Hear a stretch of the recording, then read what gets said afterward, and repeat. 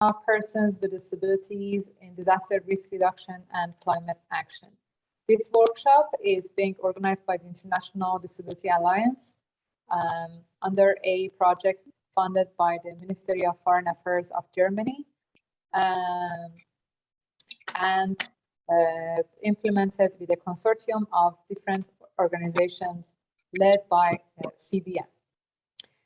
Thank you so much for joining us today.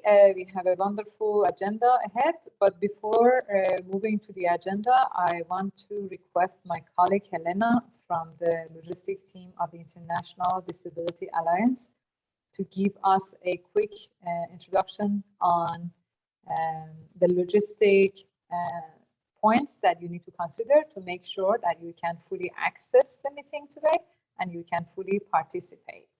Yelena, thank you so much for your support. Over to you. Thank you, Elham, and hello, everybody. I will be your technical support for Zoom for all the features today into Zoom. So I'm going to briefly explain some of the technical features of today's call. First of all, this webinar is being recorded. We will have international sign interpretation, captioning in English language and also in Spanish language. We will have also language interpretation for Portuguese and Spanish. How to activate your captions so you can see the caption. For the English captions, you can see a CC button on the bottom of your screen. It is in the meeting controls bar. Please click that button and captions will be enabled. If you need to see the captions in the external window, the link will be shared in a few seconds, in the chat box. Also, if you would like to activate Spanish captions, right now we will share also the link for the Spanish captions. For the language interpretation, the interpretation button on the bottom of your screen, you will see presented as a globe, will allow you to access specific language channel. Please choose your channel that you will follow throughout the meeting. Should you have any questions, kindly leave them in the chat box. We are monitoring the chat box and will try to respond to the questions during the event wherever it is possible. Should you have any accessibility issues, send a private message via chat box, or also you can email us via mail webinars@ida-secretariat.org. We request all speakers to kindly keep to times and to ensure that they speak slow enough for the interpreters and captioners to follow. Thank you all, and I wish you a good meeting. Thank you very much, Helena. So I hope that everybody can hear me well in Spanish or Portuguese, and also can follow the captions in Spanish. The purpose of the meeting today is to discuss how we can enhance inclusion of persons with disabilities in disaster risk reduction and climate action. What are some entry points that you in the Latin America and Central America can use, and also to give you a little bit of ideas about next steps that we can take as a group. So before inviting the first speaker, I just want to take just 1 minute or maybe 2 minutes to request that please put your name, country, and if you have experienced any disaster in your life, what that disaster was. So I myself, I would put it also, my name is Elham Yusufian and I'm from Iran. It's a country in the Middle East. And I have experienced earthquakes in my life. Have you experienced any disaster? Please put your name, your country, and that disaster that you have experienced in your life. So we will give it just 1 minute for everybody to introduce yourselves and include the disaster that you have experienced.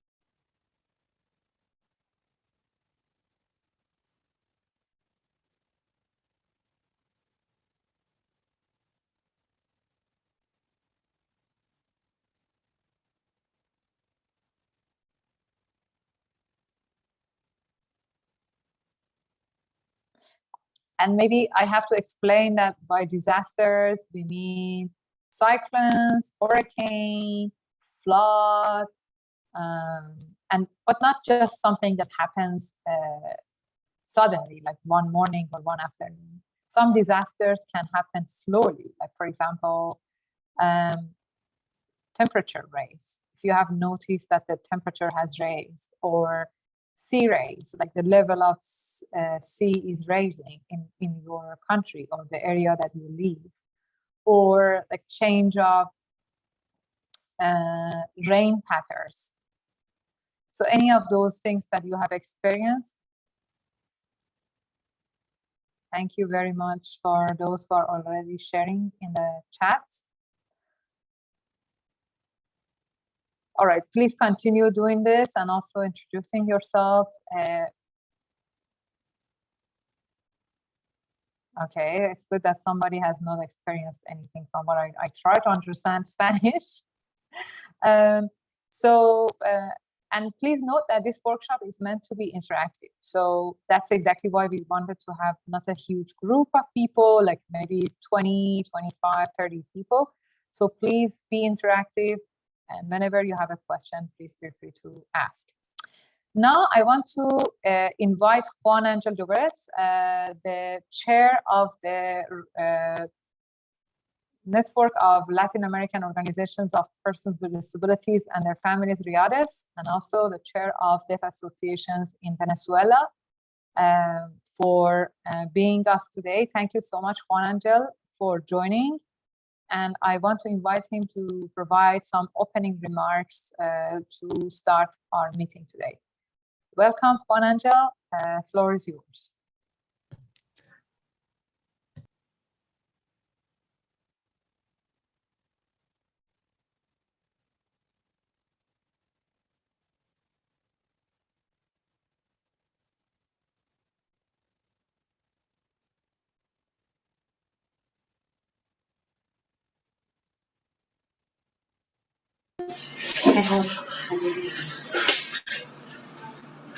Ok, buenos días, disculpen, mucho gusto para mí, un honor. Apologies, good morning. It is a pleasure to be with you. This workshop is extremely important at the international level. Thanks to the ADA, we are able to get together and share some aspects that are very important for the organizations and for the humanitarian actors to include us in the practices, and we also can share the good practices. I am the chair of my association, and I will be talking about the region of Latin America and the Caribbean. As Elham said, I work in Venezuela in an organization where we are aware of how climate change, disasters, and all of the risk affects people with disabilities. Latin America and the Caribbean is highly affected by disasters and climate change.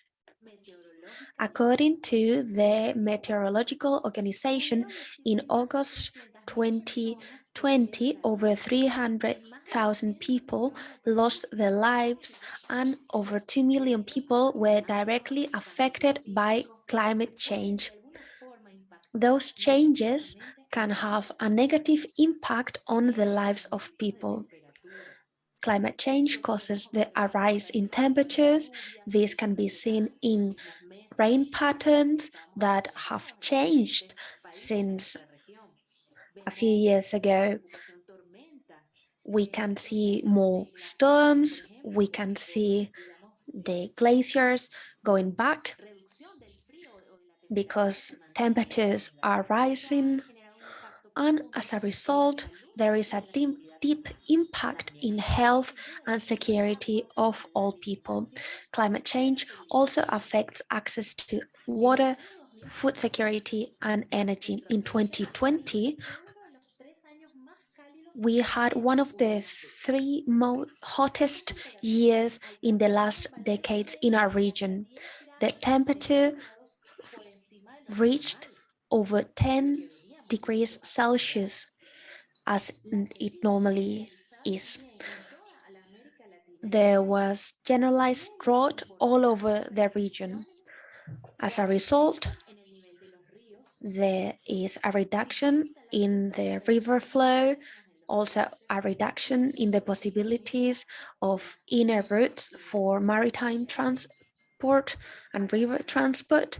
And as a result, again, we have food insecurity. People with disabilities are the first one to be affected when it comes to accessing food in case of risk and disaster. We are also losing forest land, and this also contributes to climate change. When we lose our forests, CO2 is released. Almost 65 million hectares have been lost between 2000 and 2016. That is almost 90% of forest loss in the whole world. Forest fires in 2020 caused irreversible damage for the ecosystem. This included negative impacts in vital services and access to a livelihood. For example, in the Amazon, there was a very serious forest fire, and as a result, it is just a place where there is a huge release of CO2. As a result, this is affecting climate change. Disasters affect the whole world.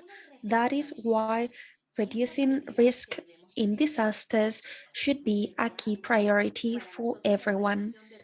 From my organization, we have always been focused on risk reduction.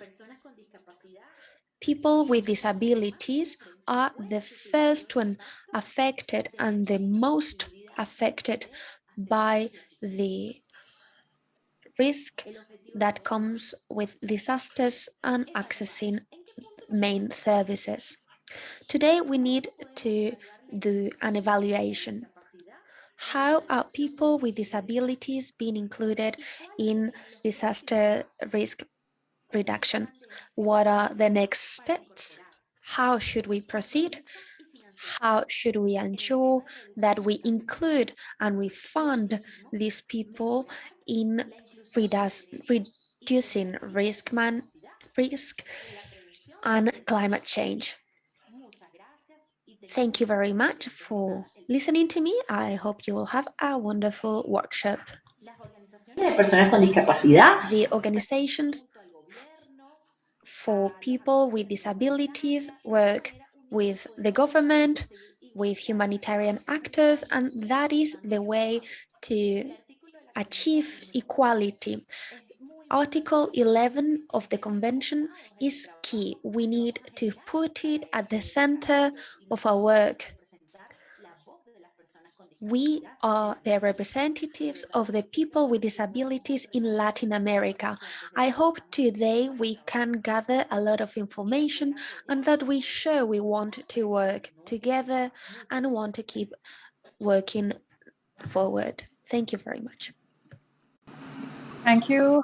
Thank you very much, Juan Angel. As always, it's so inspiring to listen to you, and thank you for sharing those important information about the impact of disasters and climate change on people with disabilities in the region. I want to invite Rosa Maria, who is recently also joined the RIRIS and has been very active on disaster risk reduction in Peru, to provide a very quick introduction for us about the disaster risk reduction, especially the Sendai Framework Global Platform, and where are we right now on that. Thank you so much, Rosa Maria, for joining today, and the floor is yours. Muchas gracias. ¿Me escuchan, verdad? Thank you so much. You can all hear me, right? Yes. Yes, we can hear you. Thank you. Gracias. Buenos días para todos. Good morning, everyone. It is a real honor to be here with you today. We are dealing with a key issue for us all.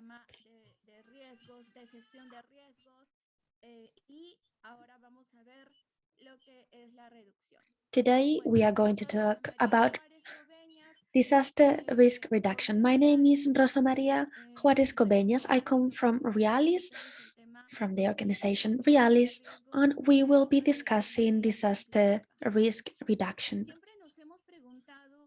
We have always wondered what is reducing risks. This is a very large issue, and many topics are included.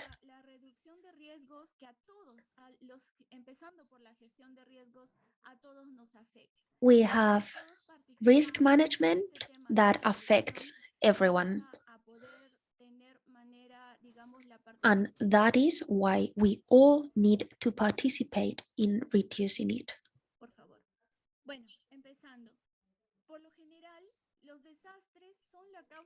Normally, disasters are the result of natural threats.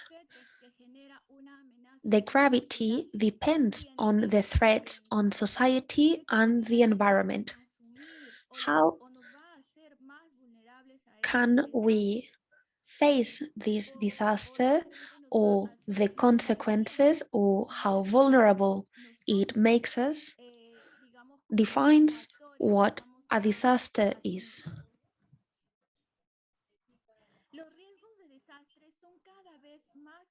Disaster risks are greater and greater due to the increase of weather conditions, and also they depend on our capacity to face disaster. Disasters will become more frequent due to climate change. Climate change not only increases the number of disasters, but also its intensity, especially in coastal areas where most of the population lives. Whenever there is a catastrophe, the main groups at risk, and this includes people with disability, are the first one affected. They are the first ones and also the ones who are affected the most. The UN says that only 1 person out of 5 with disability can be evacuated easily in case of disaster.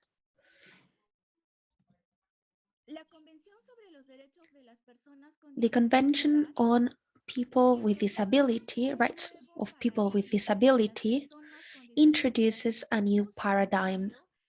This was a change in the implementation of policies. It was no longer a medical approach, but rather an approach based on rights. The international system became more inclusive after the adoption of the Agenda 2030 for sustainable development, where one of the goals is no one is left behind.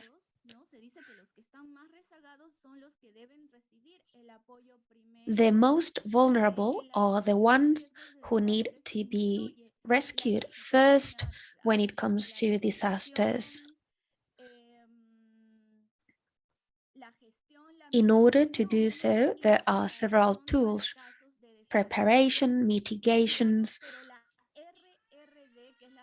among others. However, risk reduction is also part of sustainable development to make sure that sustainable development activities are really sustainable.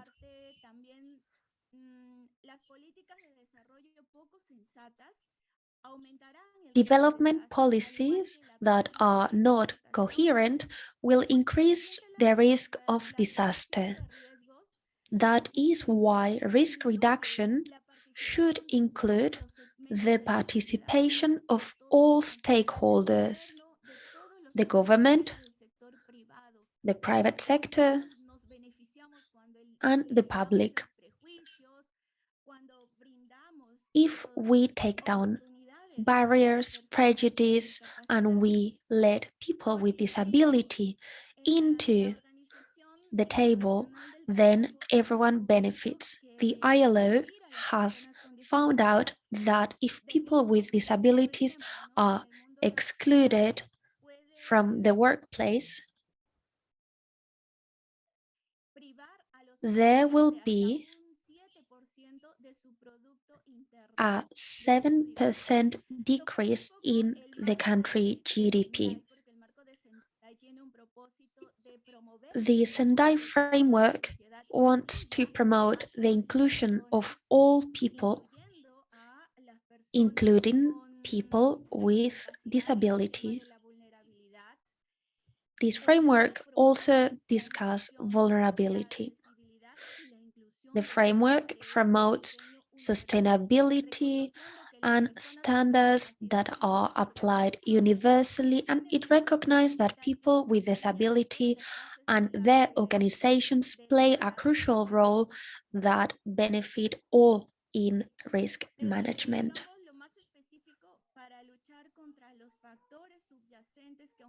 The best thing we can do to fight the underlying causes of disasters at all levels is to be better prepared, tackling the root causes like climate change and poverty. We also need to reinforce the good governance of risk reduction. In the Sendai framework, it said that we need to plan ahead and identify the risks ahead. There is a need for measures and for protection of the most vulnerable. We need to protect not only their health, but also their livelihoods and their cultural heritage. We need to reduce vulnerability to make sure that there are less disasters and guarantee that people are accountable. In order to reduce risks, we need to include the whole of the society. We need to guarantee inclusive participation and avoid discrimination. We need to focus especially on those who are the most vulnerable to disaster, especially the poorest. We need to include a gender approach and cultural approach in all policies and practices. We need to promote leadership of women and the youth. People with disabilities in Latin America have a very concrete situation. In the current pandemic situation, in Latin America,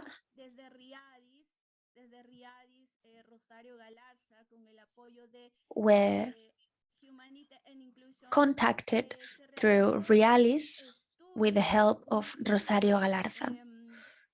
They had to answer a survey, and this survey was carried out to be able to understand how the pandemic affected people with disabilities, with the people from Ecuador, Peru, and Colombia.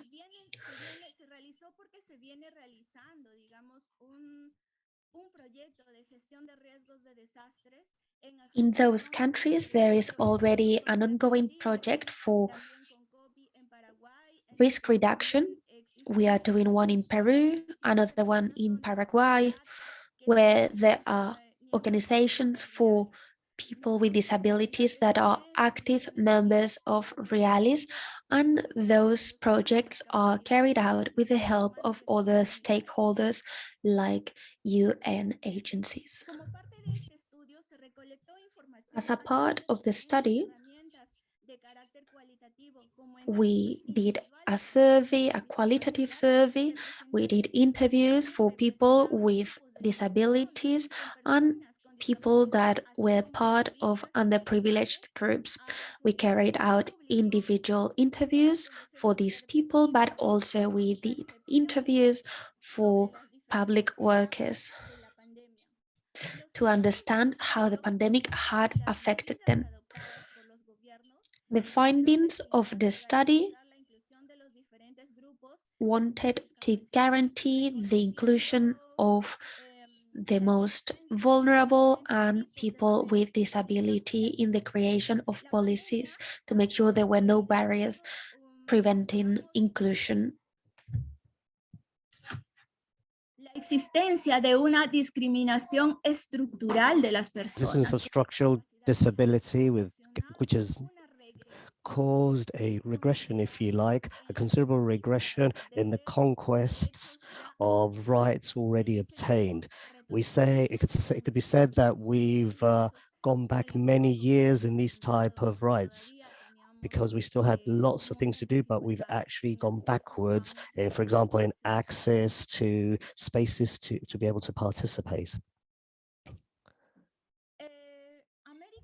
Latin America and the Caribbean, with a population of 646 million inhabitants, it presents a panoramic in all the spaces, in growth, economically. The economy grows less. There's lots of there's lots of inequality. Poverty, people with disability, child, adults, women face a series of barriers, that affects their dignity and their participation when faced with a disaster. It's incredible this is the case, but we have difficulties in being able to participate in all this. It's said that the causes of these disasters are not. Can you hear me? Can you hear me? We orador que está esperando, por eso quería saber si podrías. People, so could you please try and summarize now, because you have we have limited time available. Yes, I will, obviously. Thank you. So there's a lack of comprehension of factors and that affect their vulnerability. So the countries sometimes carry out programs and policies, but leaving behind the most vulnerable among them, the group of people with disabilities, leaving them behind. Many thanks for your attention.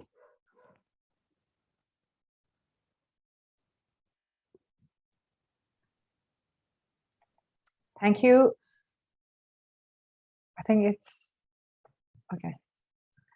Thank you very much, Rosa Maria. It was very helpful to listen to you and for the overview of the activities that has been done. Indeed, COVID-19 also that you mentioned is a health emergency and a new example of disasters that basically everybody experienced. So I would say for my first question in the beginning of the workshop, when I asked what disasters you have experienced, I would say everybody have faced COVID one or the other way. I want to welcome everybody. I see many people have joined us. Maybe it's helpful to also post the links to the captions again. So we have captions available in Spanish and in English. So you can click on the link for Spanish and read what is being said here in Spanish also.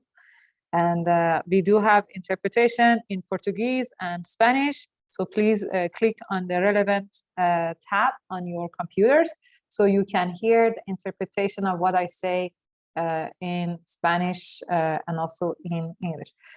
So without further ado, I want to invite Dr. Yolanda Muniz from McGill University and Green Grant Foundation. Yolanda is, if I'm not mistaken, from Mexico. And she has done a lot of great work on climate action and is here to provide a wonderful presentation for us about climate action and environmental justice. Welcome, Yolanda. And then after Yolanda's presentation, we will have a break and we will come back with questions. So if you have any questions, you can put them in chat, but the problem is that I cannot monitor the chat because I don't speak Spanish. So feel free to raise your hands whenever you want to ask a question or you want to make an intervention. Welcome, Yolanda. Floor is yours. Thanks so much, Elham. Bueno, pues me da muchísimo gusto por fin. I'm delighted to be here with you all to carry out this presentation. I'll be doing it in Spanish because normally I have to speak in English and I much prefer my native tongue. As I've said, I'm Mexican, but at the moment I'm living in Montreal, Canada. I've been living here now for several years, and this is a territory that used to belong to the Mohawk indigenous people, who are the guardians of the rivers, the mountains, the valleys, and all the elements where I have the privilege to live. And today I've prepared a PowerPoint presentation, but I'm going to make it smaller, so not to exhaust you all. And I've been working since 2018. I've been working on this issue with Global Greenlands Fund, and the first thing that they received some funds to incorporate people with disabilities in the work they carried out as promoters of environmental justice, and all of them were very open to finalize with ableism. I'm not sure if you all know the term ableism. Do you know this term, ableism? I can't see you. Are you familiar with the term ableism? I'm going to explain briefly what it consists of. Some people say yes, some people no. Well, ableism is a term that's a translation from a word that's been used since 1980 in the US and other Anglophile countries to assignate discrimination due to disability, be it intentionally or unintentionally, because we live in a culture where there's lots of compassion, that people feel sad, but that degrades people, and where we don't accept that disability has to do with human rights.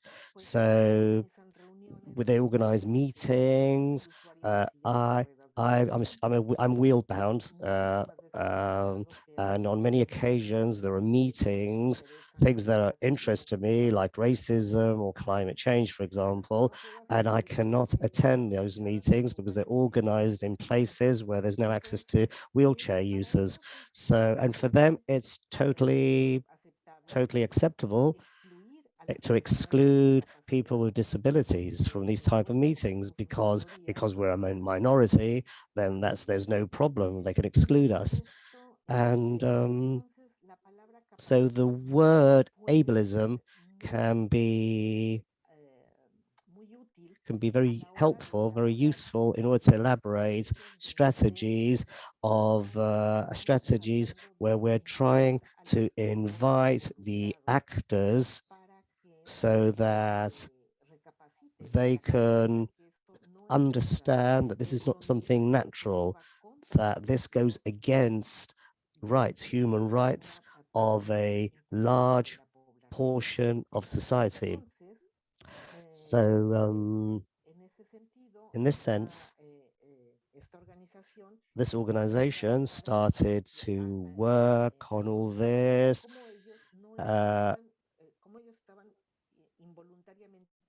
explaining how they involuntary, in an involuntary manner, they were excluding people with disabilities, and they started to invite everyone with disabilities to their meetings. But then something really strange happened, that the organization of people with disabilities did not want subsidies because they didn't know anything about climate change, and they felt intimidated to accept something which they knew very little of. I work in education, for example, or I work in employment, and I know very little of this climate change. And so for me and for many of us, that's where there was a commitment to build bridges between both movements, environmental justice group and the group of people who defend the rights of people with disabilities.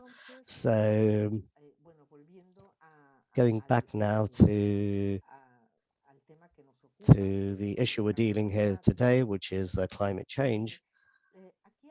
Here is some data which I believe it's very important for all of us, because we have to bear, when we take into account why it's important to analyze the relation that exists between people with disabilities and climate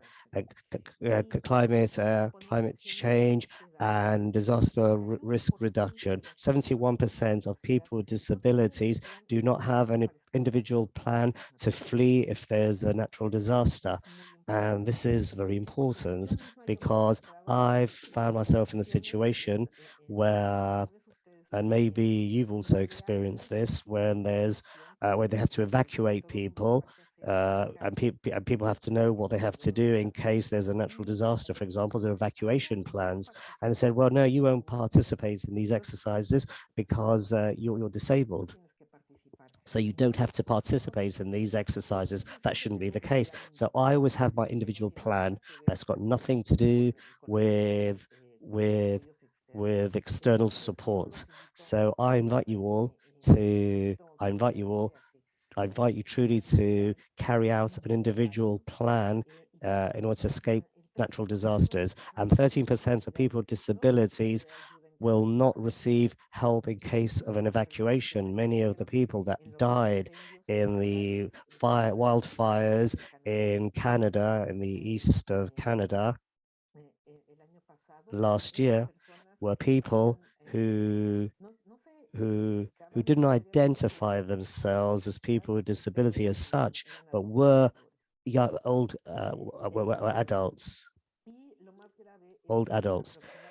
Approximately 85% of people with disabilities have never participated in community management plans to mitigate, to fight against disasters, and only 20% of those with disabilities say that they would be able to escape.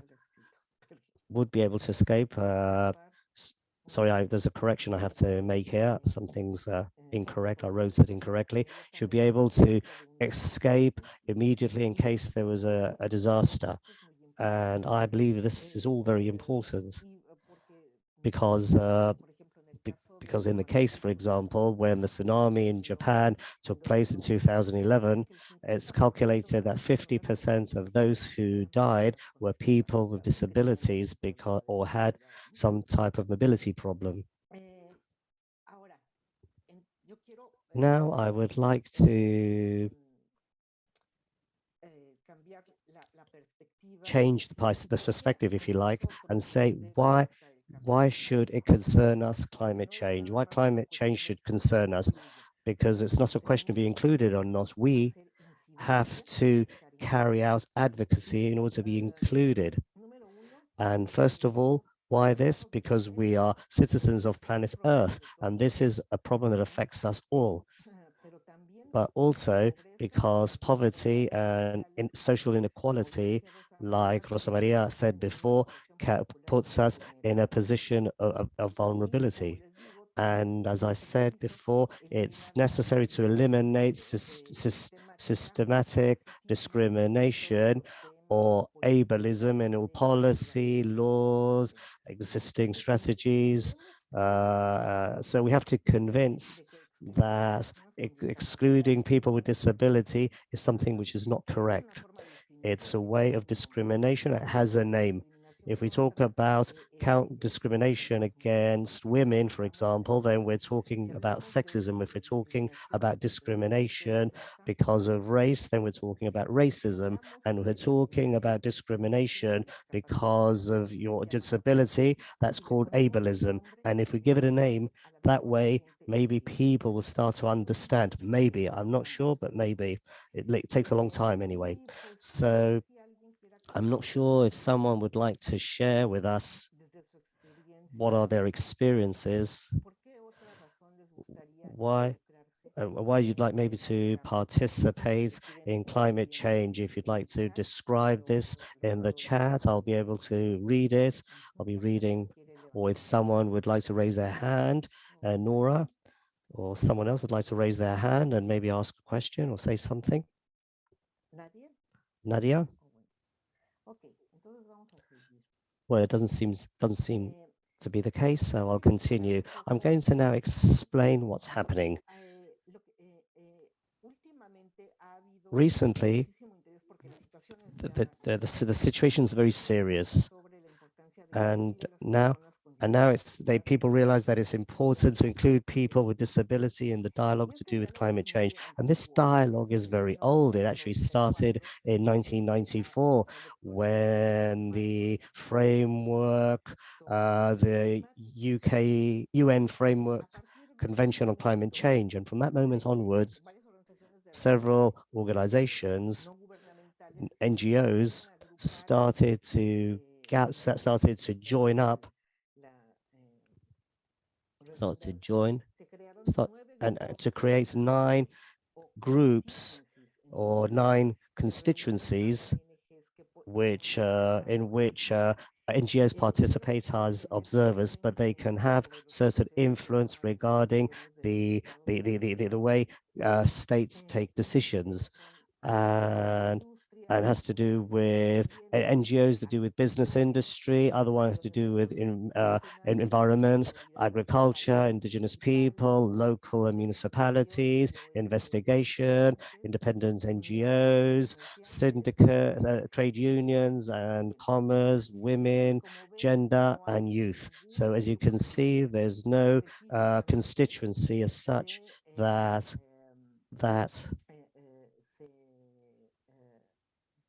there's no constituency that's related or that has to do with disability.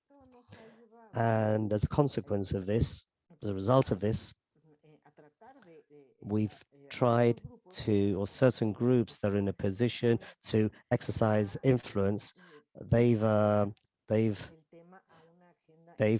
tried to put this in an international agenda. As you know, 2015 was a very important year because the global sustainable development plan goals were adopted, and also that same year, 2015, we reached the Paris Agreement that has that's obligatory for government to carry certain things out. It's part of the framework convention in order to take measures and strategies to reduce the emissions of CO2, greenhouse gases, sorry, in order to try to reduce the global warming. And people with disabilities are mentioned in this in preamble. And this is very important. This is important because although it's obligatory, it's not obligatory for states to include us because it's in the preamble.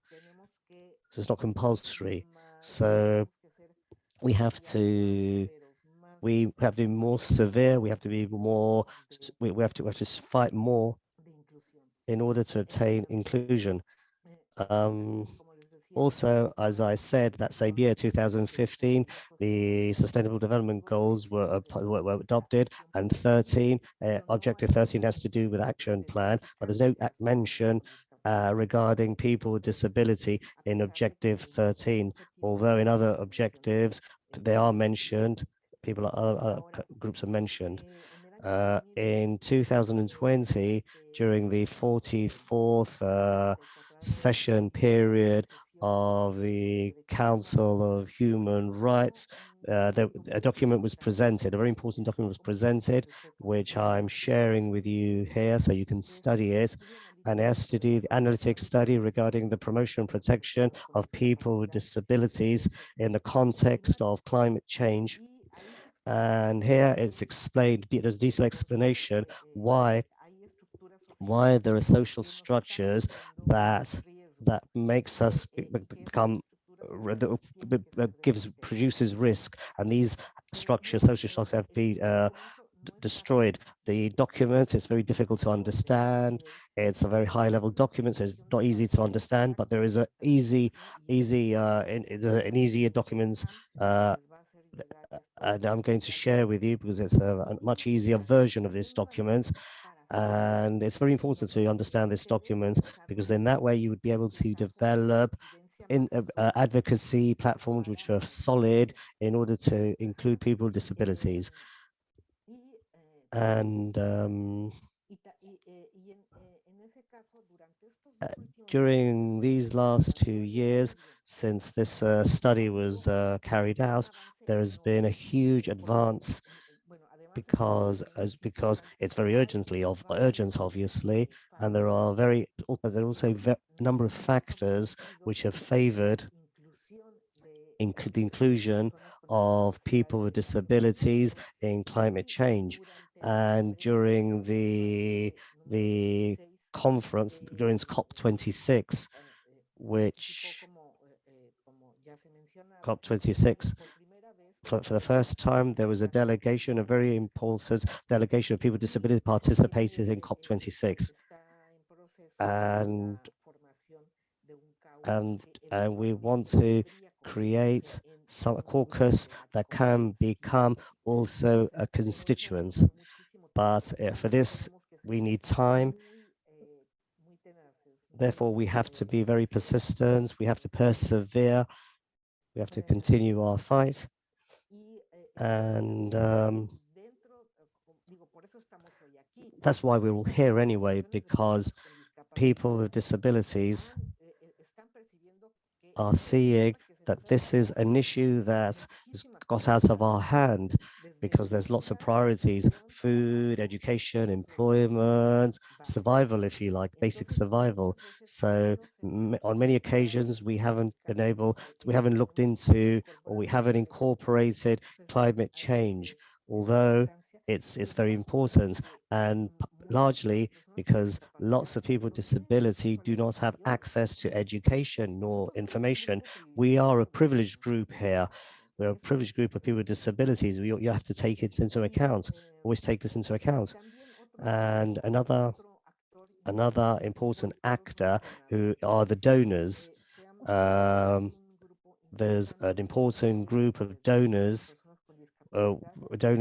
who are conscious of this urgency and who want to support organizations of people with disabilities so they can improve their knowledge, And Geraldine in the chat shares with us that it's important to include those people with disabilities in climate change, because climate change is related with food security, water, air, to be able to live. So that's why it's very important for everyone.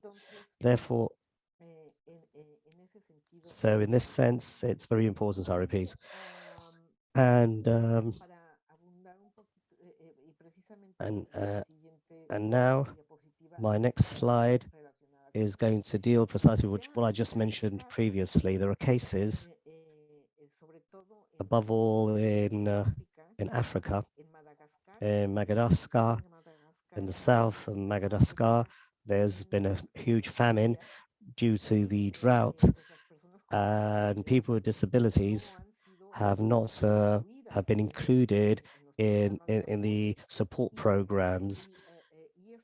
And this is relating to a comment that someone wrote in the chat, someone wrote in the chat which said that lots of people with disabilities are maybe hidden away in their houses and they don't register people with disabilities. So when there's support, in case that there's an emergency, there's support, but that's based on your if you're registered or not. If you're not registered, then basically we do not exist, so we will not be taken into account. That's why so important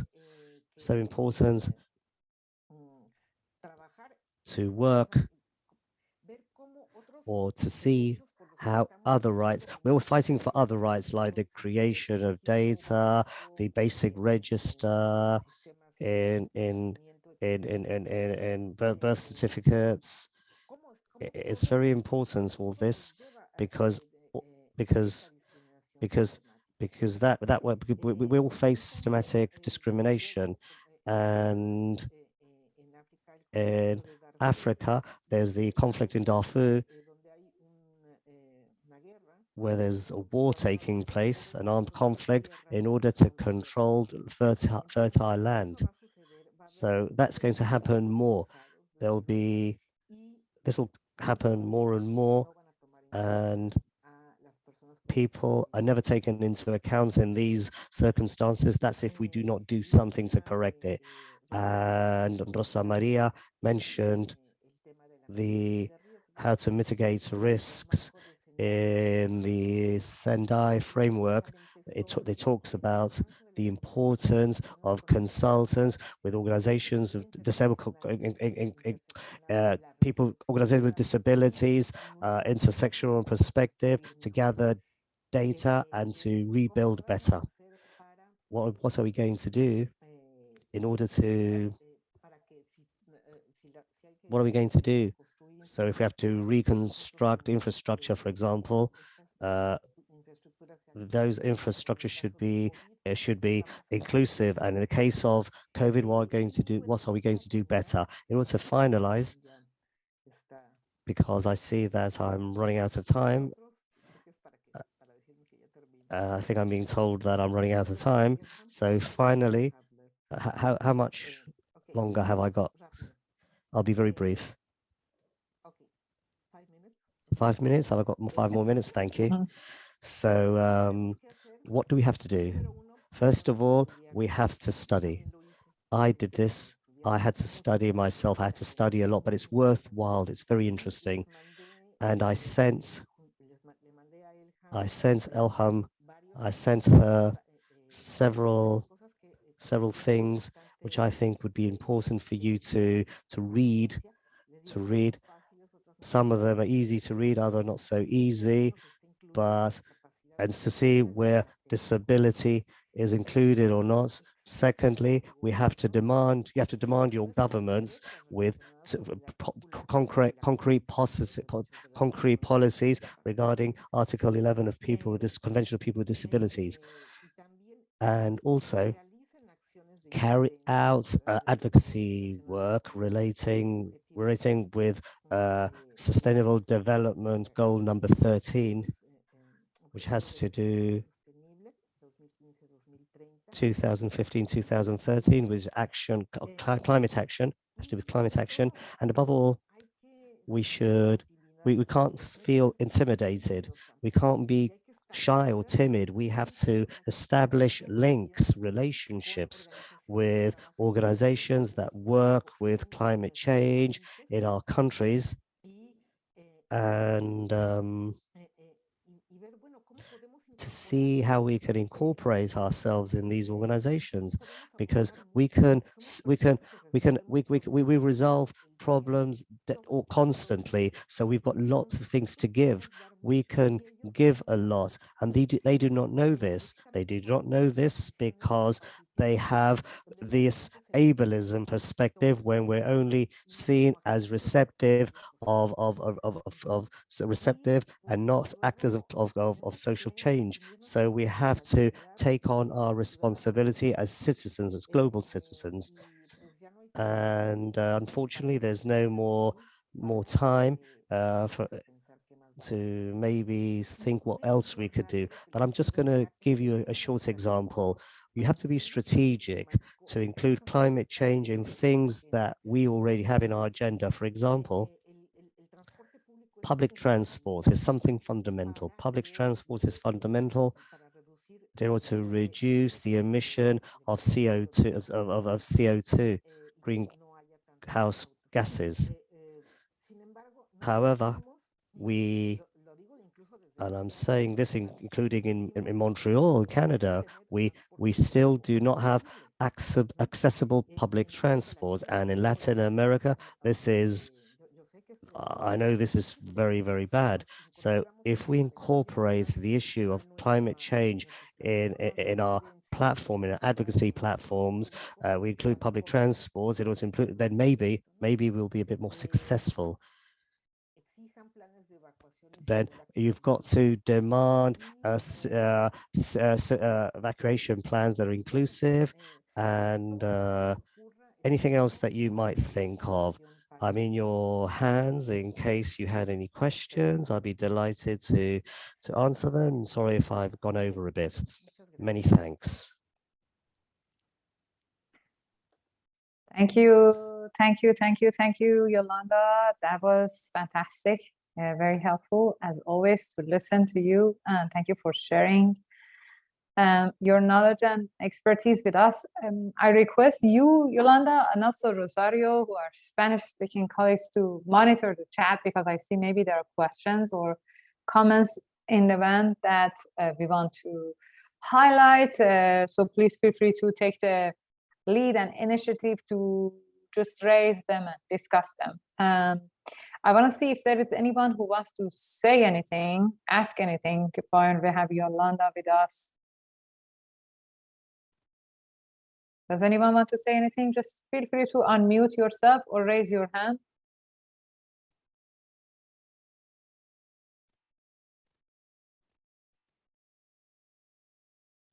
People are posting. Yes. There's an interesting question by Sergio Rodriguez. Okay, I'm going to read it in Spanish. Sorry. Yo estoy totalmente de acuerdo contigo, Sergio.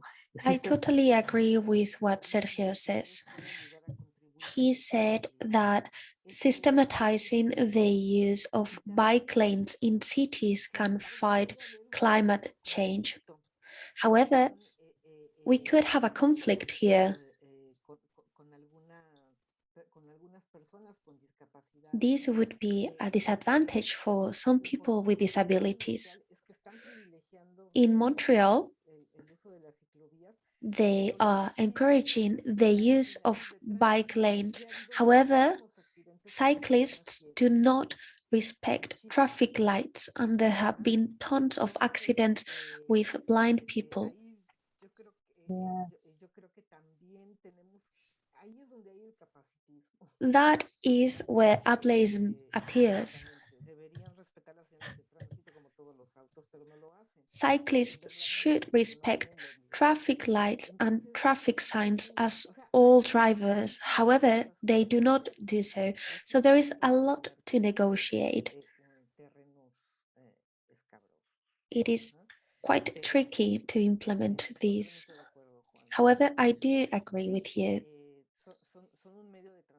Yes, bikes are an important transport. However, it is not an option for me because I am on a wheelchair. I do not have an electric wheelchair, I have a manual one.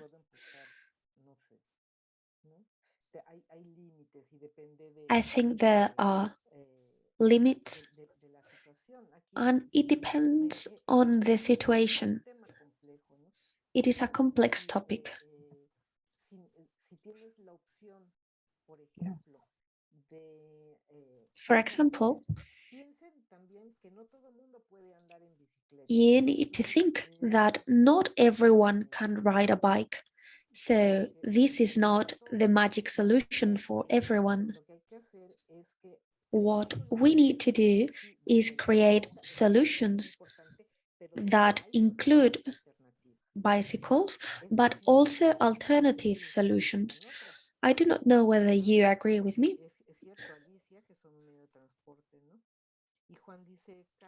Juan says that all measures taken need to be analyzed from the disability point of view. That's it.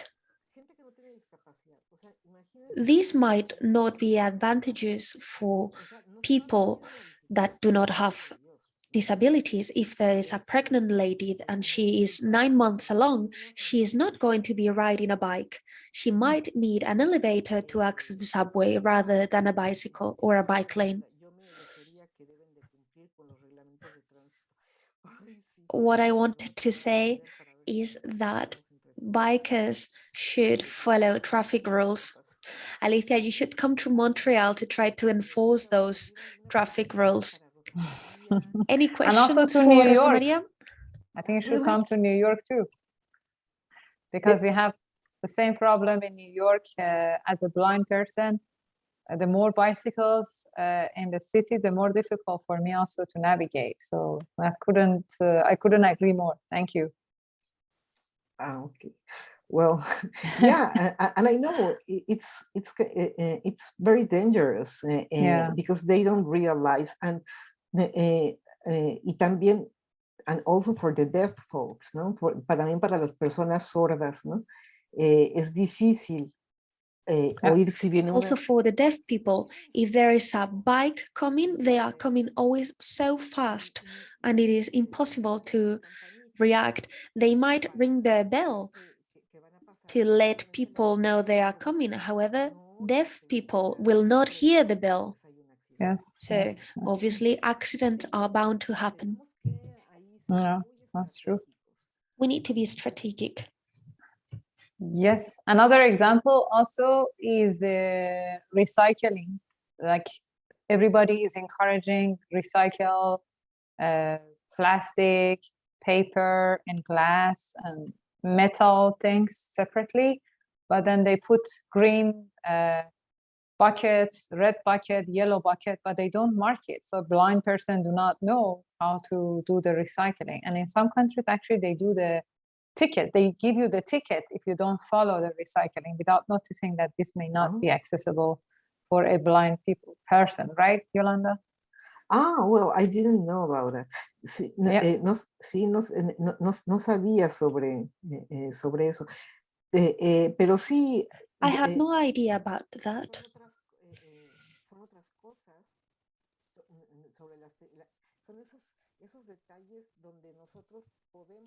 Those are the details that we can influence. We can also raise awareness about those challenges to make things better and more accessible to all. I think that's a key point, Elham. Yes. Keep in mind for future actions. Yes, perfect. Okay, thank you, everybody. I know we are running a little bit behind our agenda, but that's absolutely fine because that's the purpose of our workshop today. So I want to give us a 8-minute break. Let's come back in 8 minutes. For us in New York and those following the same time zone, it would be 12:15. For some, it would be 11:15. So come back in 8 minutes. You don't need to leave the room. You just put yourselves on mute, go take a glass of water, or do anything that you want to do for relaxing, and come back in 8 minutes. Again, welcome back to our workshop on enhancing inclusion of persons with disabilities in disaster risk reduction and climate action in Latin America. We have interpretation in Spanish and Portuguese. Please click on the relevant link so you can go to the interpretation button, click and choose your language. Also, we have captioning available in English and in Spanish. We have international sign interpretation available. Please ask any questions you have in the chat, raise your hand, unmute yourself, and say any questions that you have. Feel free to ask them. So we heard interesting presentation from Yolanda and also from Rosa Maria, and then of course in the beginning from Juan Angel. So for now, I think you have an overview of what's going on in terms of disasters, climate change, what we can do. A little bit we discussed. But now I want to tell you a little bit about processes and mechanisms that you can participate to make sure that you're playing an important role in your respective countries, organizations in your region, and even at global level. So please follow me, and I will try to give you a little bit of information on that. I hope it's not too fast. Interpretation is going well. Okay, so there is a thematic group on disaster risk reduction and climate action that has been established under the stakeholder group of persons with disabilities for sustainable development. And is also, so as Yolanda told us, goal 13 is relevant to climate action, climate change, and also all other sustainable development goals must be implemented, bearing in mind disaster risk reduction and climate action. So that's why we have created this thematic group. So in that group, information is being shared about the DRR, opportunities, conferences, webinars, any resources that are published, any articles that you can read, and any other collaboration opportunities is being posted there. So I invite you to fill the form. My colleague Erin will share the link to the form in the chat, so you'll be part of that thematic group. This is true that the information in this group is mostly in English.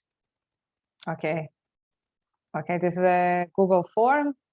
It's just asking for your name, your email address, your country, your organization. And then when you fill this form, you will be added to a Google group with your email. So you will be receiving emails. And if you face any problems, you can contact myself and Erin. Erin, you can put your email address and my email address there. And of course, Rosario is a great support in case you want to also reach out to her. If you have any questions, please do that.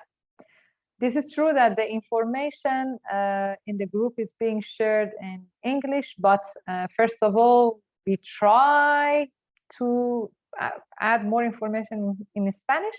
And one of the ways of having more information is in Spanish is through yourself. So you can post your announcement in Spanish to the group. No one said that everything must be in English. Of course, if it's in English, more people can follow, but it should not be. What's the problem with the sign language, Yolanda? Maria is asking to please use the sign language panel, no, the sign language. For here, she means? Yeah, but I think that maybe they can use the view. I can explain in Spanish. A su derecha, arriba. On the top right corner, there is an icon that says view, and here you can click on it and choose to see which person you are seeing, and you can just click on the interpreter, on the sign language interpreter, and you will have them on the main view instead of the speaker.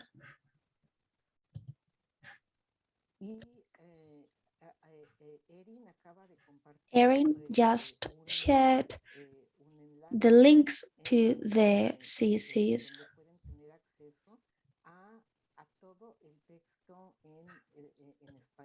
Here you will have the whole text in Spanish, and you can also access the text in English in case you need it. Thank you. Maria, I hope the problem has been solved. All right. Yes. Thank you, Yolanda. So by joining this group, you can access the information and share information. Also, we just heard from Yolanda about different ways that you can work on this topic. I suggest that you identify in your countries who is the minister who works on disaster risk reduction, which is the body in your government that works on climate action, disaster risk reduction. Find them, contact them, and do advocacy. Find the NGOs that are working on disaster risk reduction and climate action in your country and contact them, suggest them that you want to work with them. And also when you are working on your organization, in your DPO, OPD strategy and priorities, consider disaster risk reduction and climate action in your list of priorities. There are national reports that countries are working on. We're going to hear about them in like half an hour or so. We have a presentation. Countries going to report about how they have implemented the Sendai framework on disaster risk reduction. And you can participate, find out to provide information so that the report includes, have they implemented Sendai framework in a disability inclusive way? So the report must include information about the implementation of Sendai framework for persons with disability. So that's another entry point, but we will hear about that more. Then we do have regional platforms that happen every other year. So last November in Jamaica, we had the regional platform on Latin America and Central America and the Caribbean region happening in Jamaica. Happened last year, 2021, 1st to 4 November. There has been issued a ministerial declaration and also action roadmap or action plan, how they will be implementing the Sendai framework in the region for the next 2 years. And that roadmap or action plan does include reference to disability. So I suggest that you also look at that, the declaration and the roadmap, and see how you want to participate in implementation of that, especially royalist colleagues, but colleagues also who are working at different regional organizations or shaping movements. I know that there is this network also at regional level that you can also participate. And then, of course, we have the global platform. The global platform is happening again every other year. Because of pandemic, it was delayed, but in 2 months, in May, it's going to happen in Bali, Indonesia. And we hope that as colleagues from Riyadh, Juan Angel and Rosa Maria are going to participate. But others can also register for that, and because this is going to happen in person and online. So my colleague will post the link. You can register and be part of it, at least to follow some of the conversations online. It will be in all UN official languages, so Spanish is also provided. And for all the official meetings of the global platform, international sign interpretation is also going to be provided. So that's great. That's a good. That's great that you can participate and follow. This is a great action by UNDRR. because of that, you can participate and follow in Spanish and in international sign. So those are some of the actions that you can take. I'm going to stop here and see if there's any questions. I see the interpretation problem is still going on, right?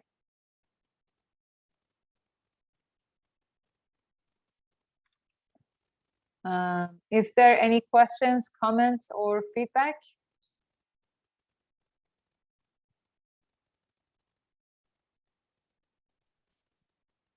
Not in the chat, Elham. Nothing. No, but it'll be great if all the participants can share if they can pin the sign language interpreter. Si los que lo necesiten pudieron hacer más grande el recuadro del intérprete, ¿sí o no?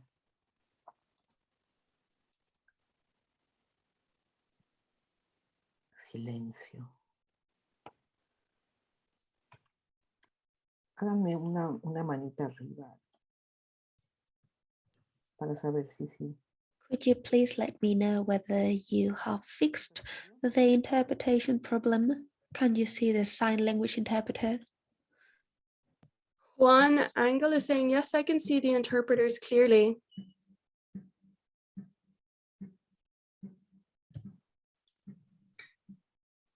Okay.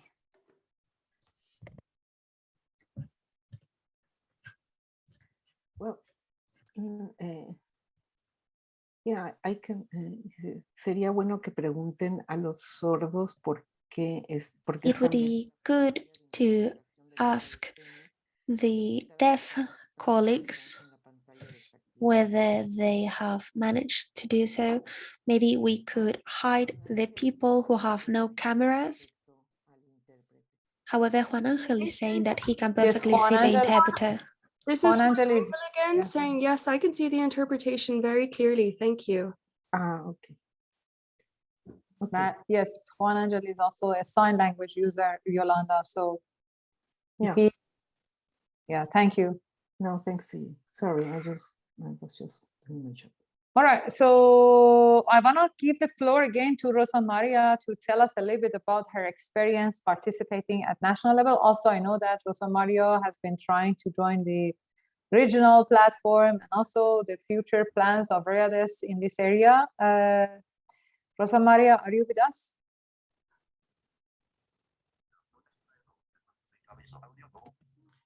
Sí.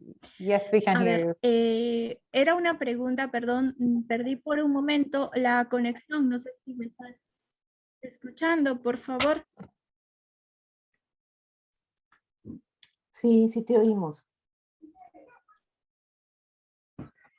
Un momento. Can you hear me? Can you hear me? I'm going to put my headphones on because I've got problems. I've got audio problems, so I apologize. I'm going to connect the headphones in order to be able to listen to you because I've been unable to. Okay, Rosa Maria, can you maybe in 1 minute repeat again the presentation that you made for Rosa Maria? I mean, what are the topics that Rosa Maria needs to address in this presentation in order that she can make sure that she's addressing the correct topics? The participation in national DRR activities, the regional platform in Jamaica that happened online, and also the future plans and activities that READES is going to do in this regard. Okay. And because I know that she's going to be the focal point, how people can collaborate with her, what are the future plans, and any other urgent things that she feels that she needs to raise. I think that's a good opportunity to hear from her. Thank you. Okay, thanks. Rosa María, ¿escuchaste lo que dijo Elham? Have you just, did you hear what Helma said? Or do you want me to repeat? I'm not sure if you can hear me or not. Yes, we can hear you perfectly well. Yes, I can hear you. But do you want me to repeat what she...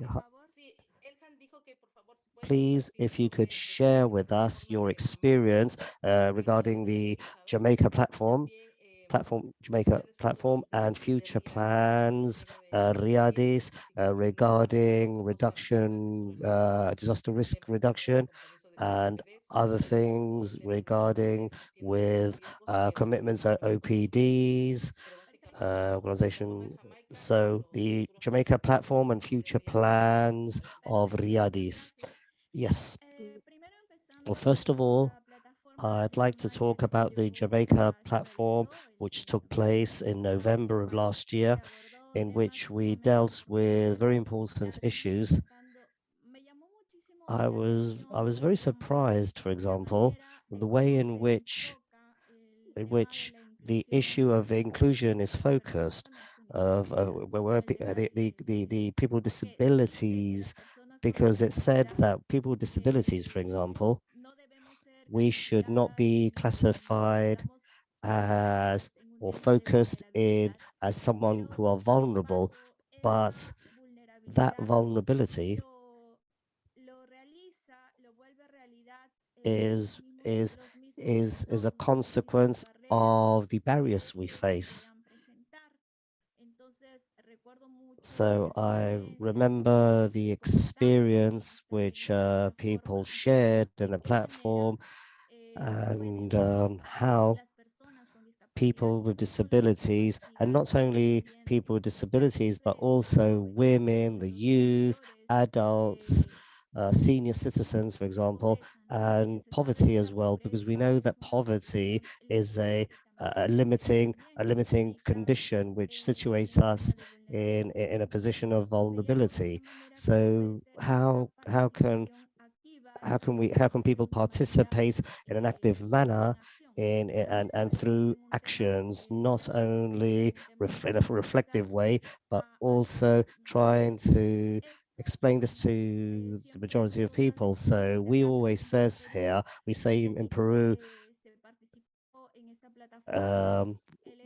we say that if we're going to deal with so important issues like risk mitigation, then we have to take into account the accessibility, so that these messages, this information, being so important as it is, should reach those people who have disabilities. So in that way, they can empower themselves and be able to participate, and then they could be able to be agents of change.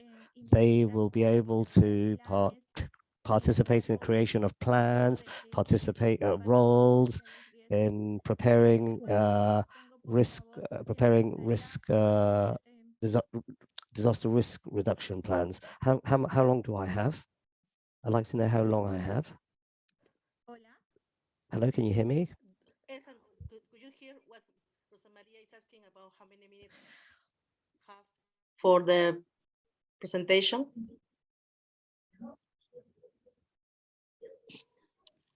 Elhan, could you hear me? I think she's. No, yeah, I can hear you. She has 9 more minutes if she wants to use that. Also, she can Perfecto, use muchas it. gracias.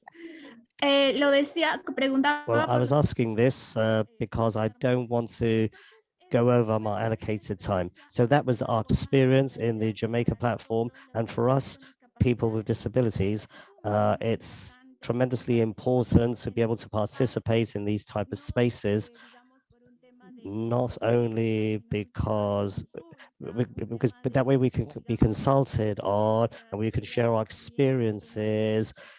We talked about accessibility, and we had that very positive experience. And for us, it was not only enriching. For me, for example,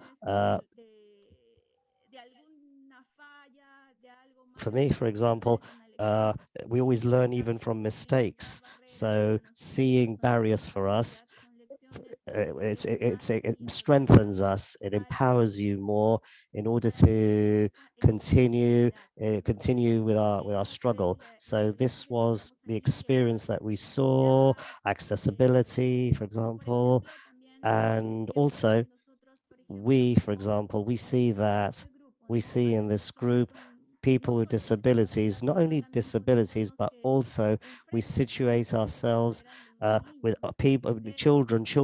We also take into account children, young people who limits their life, a dignified, independent life. It doesn't allow them to be independent and have dignity when faced with a disaster. So we want to question in order to minimize the damage. And in order to do this, I remember that this was also talked about during the platform.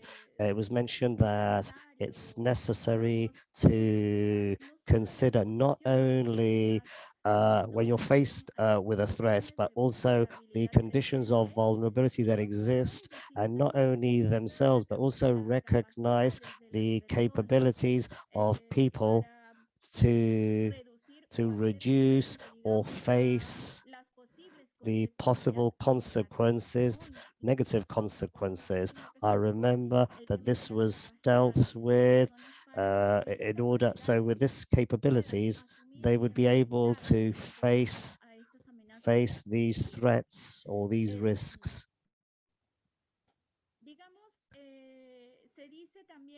Also, we talked about how to work in a circular way in order to advocate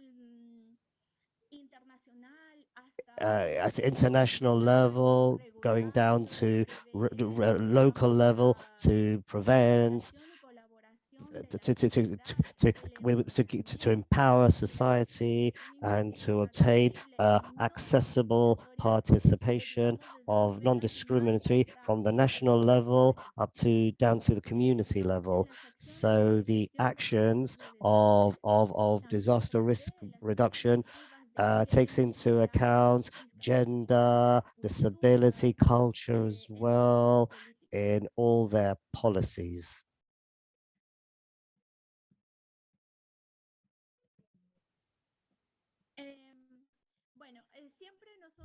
We always talk about, we talk about and going back to the focus we're dealing about here, how we can make all this reality, facing all these risks and reducing all these risks. And we believe that we have to do this if we work in an articulated manner, starting off with grassroots organizations, starting with for example, I'd like to just make a comment, the experience that exists in Latin America. And I thought the question that you asked me was very important. If who'd had experience in a disaster, and I believe that we all live a disaster because we all have that experience now that affected us, and I'm referring to COVID-19.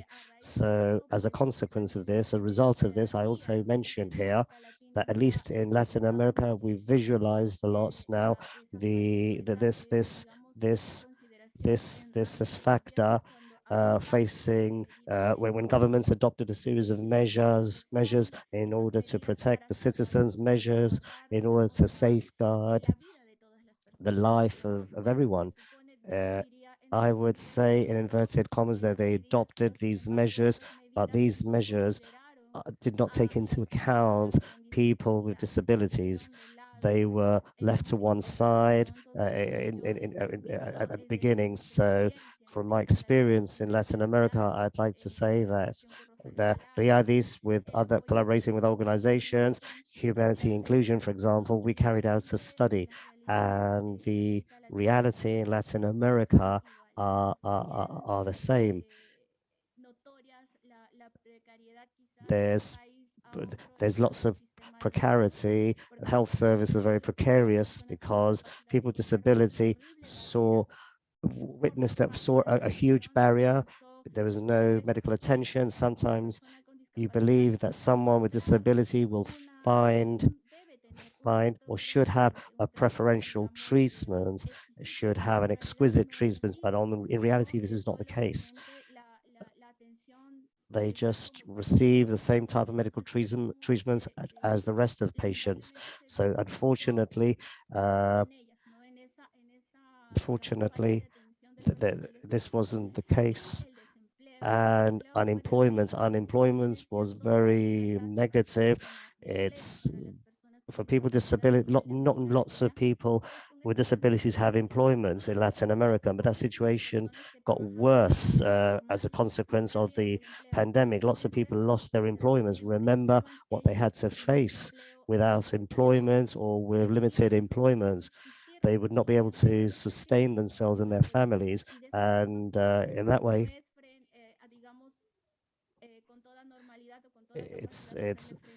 they would not be, they couldn't face these risks. So there's lots of things that were lacking. We went back in our rights. Lots of people say that maybe we've gone back 10 years regarding rights, but that's the reality we've seen on the ground. And now we're living constantly with risks, human risks caused by Mother Nature. So we have to work in an articulate way with different organizations that exist in the country, with community levels in order to carry out a diagnosis of people with disabilities, women, youth, children who live in conditions of poverty, extreme poverty, if you like, that doesn't allow them to have equal opportunities or limits their participation. So it's important to articulate all this, to work with alliances and to work with governments and public entities that exist in our countries, private entities as well. So there is a real inclusion, real articulation. People with disability in that way should be the center in to reduce risks. They should be agents of change. They should be considered agents of change. They should be seen based on all their capabilities, because maybe they might be limited in one, but they have lots of people have capabilities. As a person, we are all human beings, and many people take the role of head of the household, head of family. So having this responsibility, just imagine how terrible it is to not have employment or being left aside from the plans in order to face all these risks. Not only nature, but earthquakes, which lots of people have mentioned, tsunamis as well. I think this pandemic is the one that has made us reflect, to think of all of us as equals, because this affects us all, with people with disability or old people, young indigenous peoples. I remember indigenous peoples who at the beginning were excluded from all this, were excluded for information because they may not have connection to internet, they do not have coverage, and that way they were not taken into account. We've lived all this, and and organizations of people with disabilities, the OPDs, we united and we presented our voices through statements. Here in Peru, for example, we joined with GOIRIB, which is the Organization of Blind People of Peru, and other organizations at regional level, in order to carry out a statement where we include the measures in order to protect us in the pandemic, and taking into account, for example, accessibility, taking into account adjustments and health measures, because this was maybe left to one side. Health was left to one side, which was so tremendously important. And also to videos in audio, in accessible documents, and the presidential message, there should be a sign language interpreter. So with this statement, we managed to obtain lots of things, lots of changes, not as we would have liked them to be, but there were, people did listen, government entities did listen, partially. And in Riyadh, we've been fostering risk management. We've been trying to articulate or collaborate with our organizations, because Riyadh is there are inside Riyadh, there are different organizations with people with disabilities as well as their families. And what we want is an alliance, a collaboration where people are considered as what they are, people, circular people, subjects with their rights and with responsibilities as well. And work with the 2030, with the slogan of 2030, no one left behind. Lots of government, lots of countries adopt measures to reduce risks, but it's also important that this reduction of risks should be adopted to take it into consideration people with disabilities. They should be included, they should be helped. They should be helped in the sense that they should be able to participate in all these different spaces. Many thanks for your attention. I'd be delighted to answer your questions if you have them. Thank you very much, Rosa Maria, for sharing your views and expertise. Very helpful to listen to you. I want to check if there is anyone who wants to share their own experience, have questions, just even if you have faced any disasters and you want to share what happened, just feel free to do that by taking the floor or writing in the chat.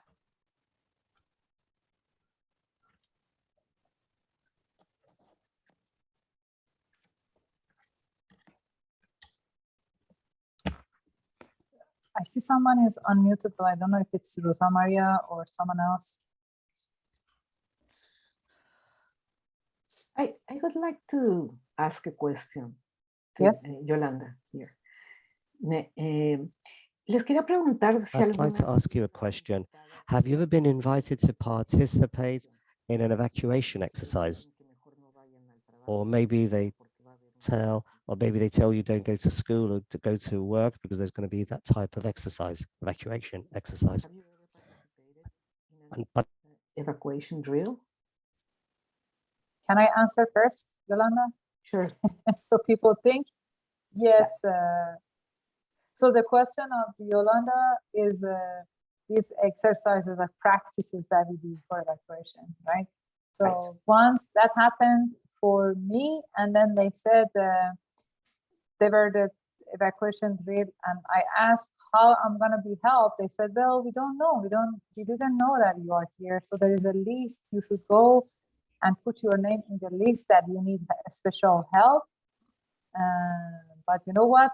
If a disaster happens, I prefer to start moving myself if I can, because I don't think if they're really gonna come help me. So no, they were not ready for me as a blind person to be part of that evacuation exercise. That's my experience. Yeah, thank you. ¿Alguien más quiere participar? ¿Alguna vez? Anyone else? Anyone else has been invited to this type of drill? Have you been invited to participate?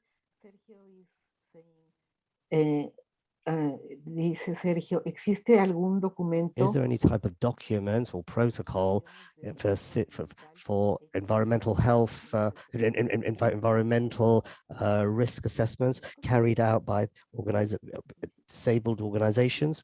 Does that exist? Type of document or protocol drafted or made by disability organizations? Don't be shy. Is there any type of protocol in Peru, for example, for environmental risks, in case of environmental risks? Can you hear me? Here in Peru,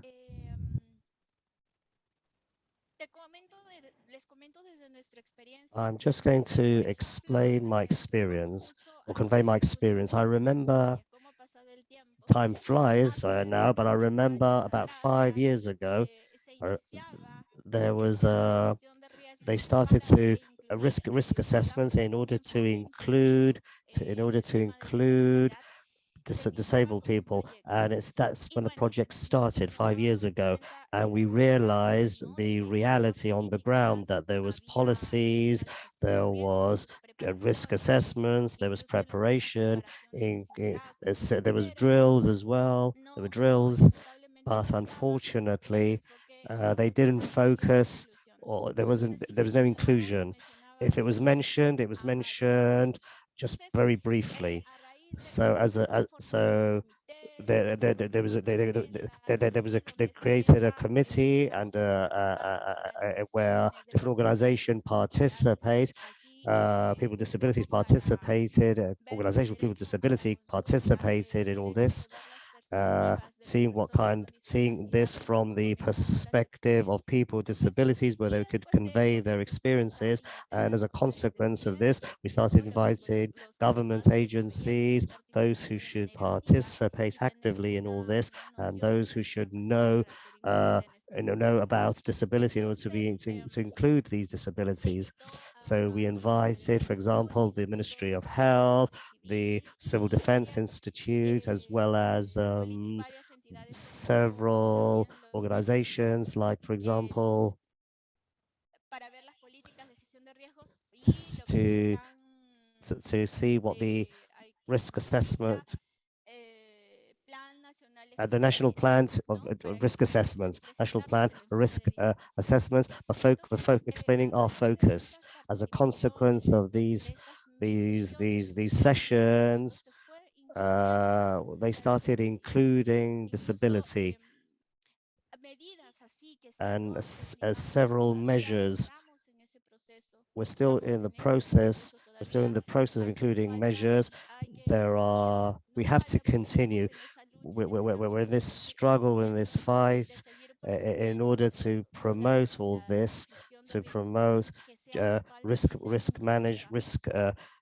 assessment that should be inclusive of people with disabilities, recognizing as well diversity and the characteristics of everyone, because we normally talk about people with disabilities, but we talk about vulnerability, but among them there is lots of diversity, and because there's lots of diversity, we also have to adjust things. We also have to adapt people to these different realities or necessities, needs. As a consequence of this, we've continued advocating this, and we've managed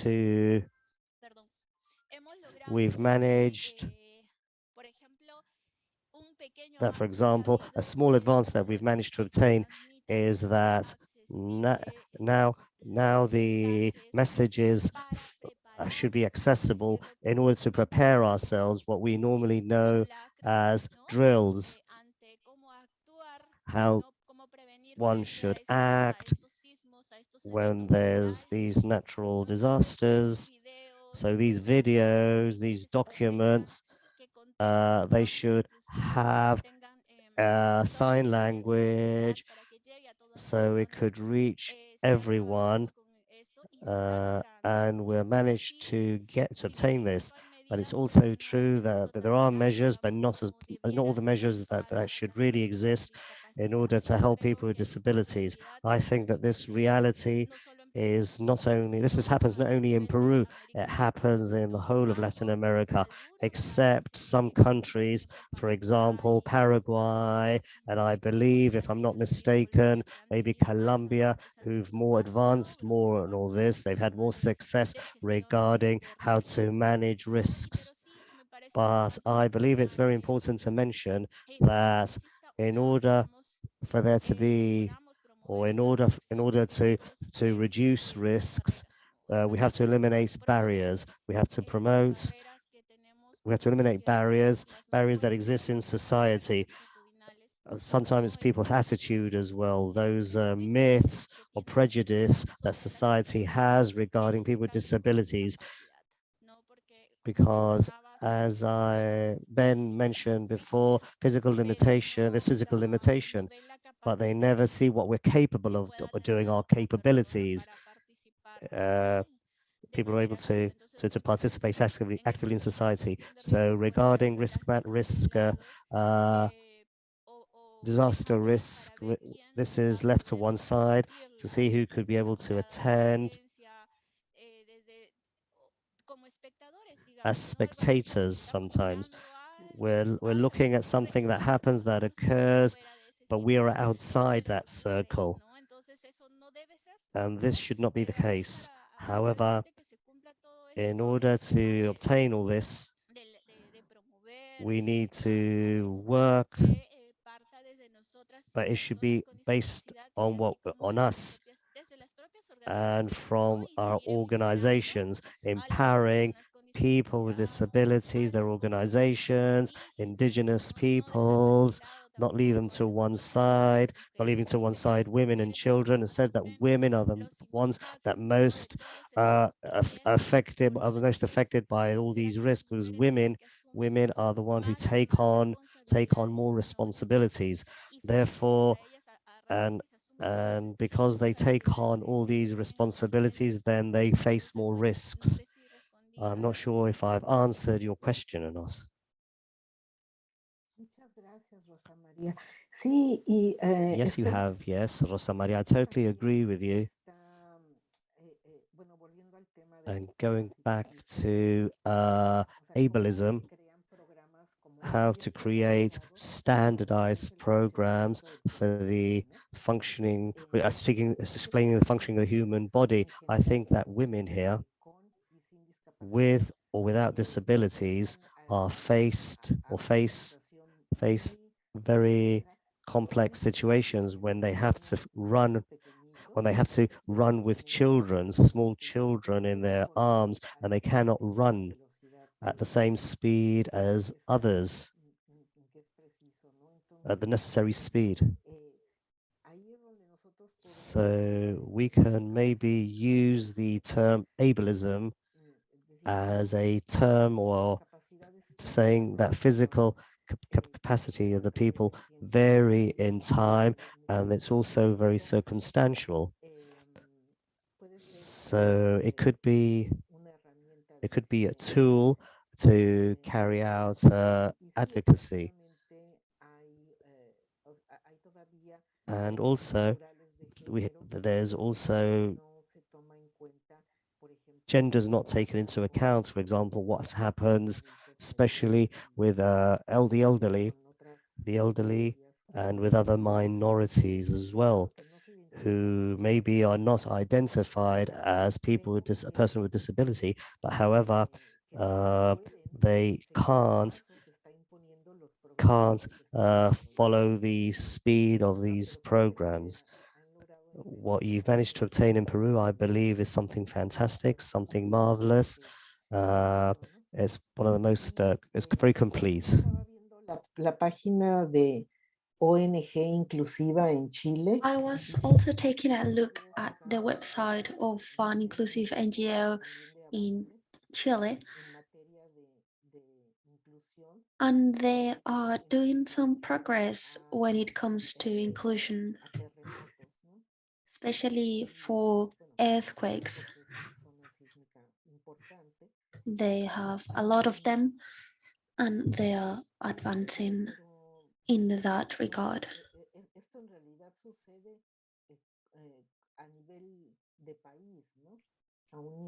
This happens at the national level. I would like to ask you whether you know other initiatives. Juan Coveñas is sharing guidelines for the inclusion of persons with disabilities in humanitarian action that were published in 2019.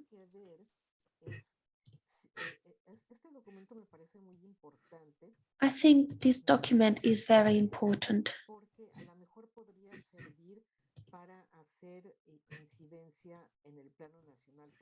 We could use it to lobby at the national level. The national level is the most important for us. Mario, you have the floor.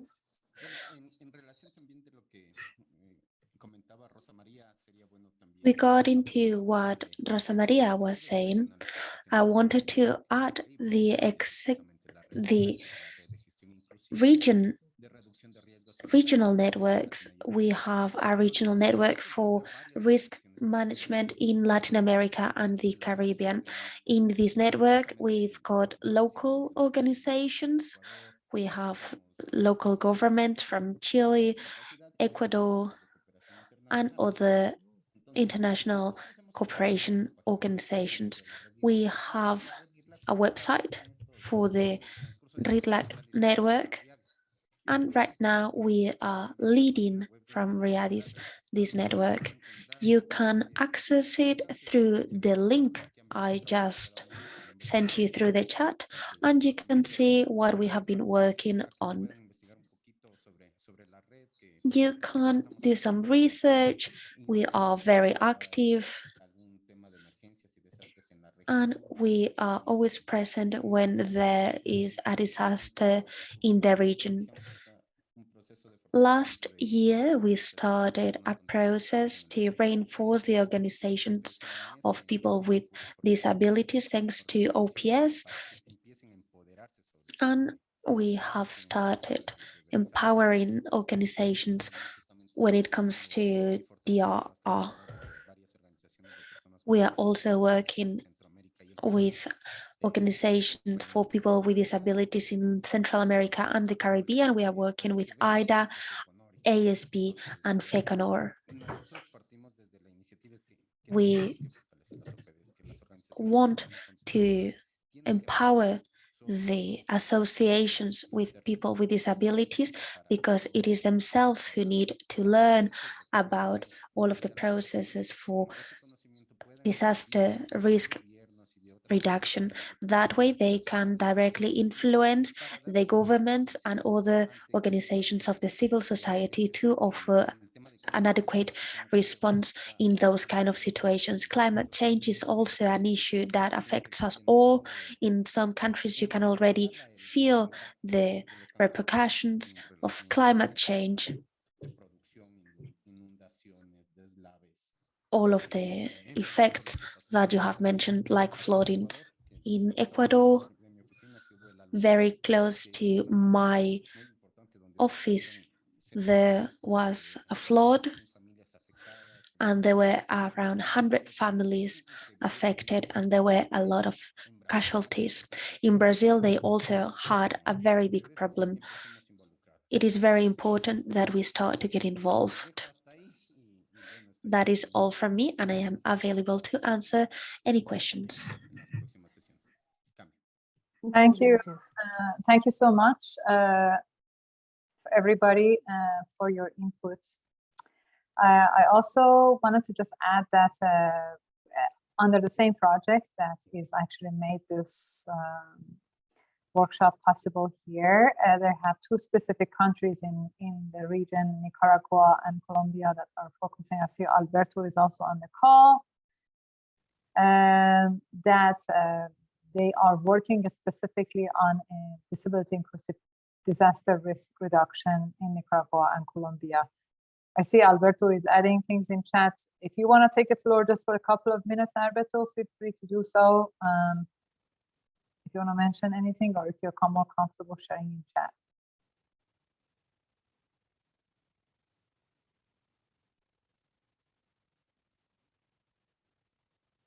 All right. If you want, I can read what he wrote in the chat. Yeah, if you can just translate. Yeah. Bueno, Alberto está compartiendo un enlace. Alberto has shared a link to a catalog in Spanish from the DiDRR network. This network is doing an update on the Indonesian platform.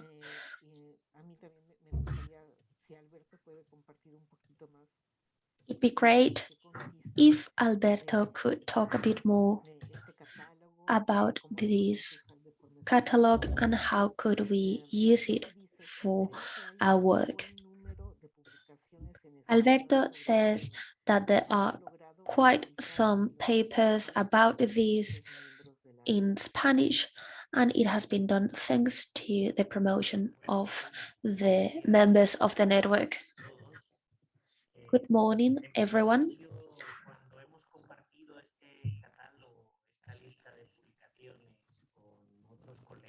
Whenever we shared the catalog with other colleagues, they were surprised to see the large number of publications. This has been done thanks to the work of different organizations in Latin America. There have been different organizations and agencies participating, and now we have to keep contributing. We have always wanted to make it available for local platforms that deal with DRR so that people are aware that this is an important topic and there is a lot of literature about it that tells us how to work and how to manage this risk reduction. Thank you. Thank you so much, Alberto. I agree with Héctor Manuel. This is an excellent resource. I did not know of its existence, and I highly appreciate your contribution, Alberto. There is a lot of work ahead of us. We still need to learn a lot. Would anyone else like to share something with us? Any other initiatives they have participated in or the countries are carrying out?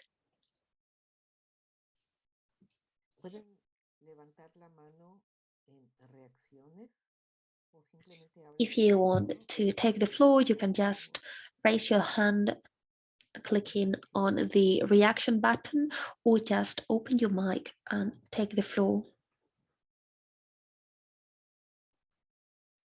There's no one else. Do you want to continue? No one else seems to want to participate. Elham, you can go on. Perfect. So the last part of our workshop is a introduction and presentation about the midterm review of Sendai framework, which is happening right now.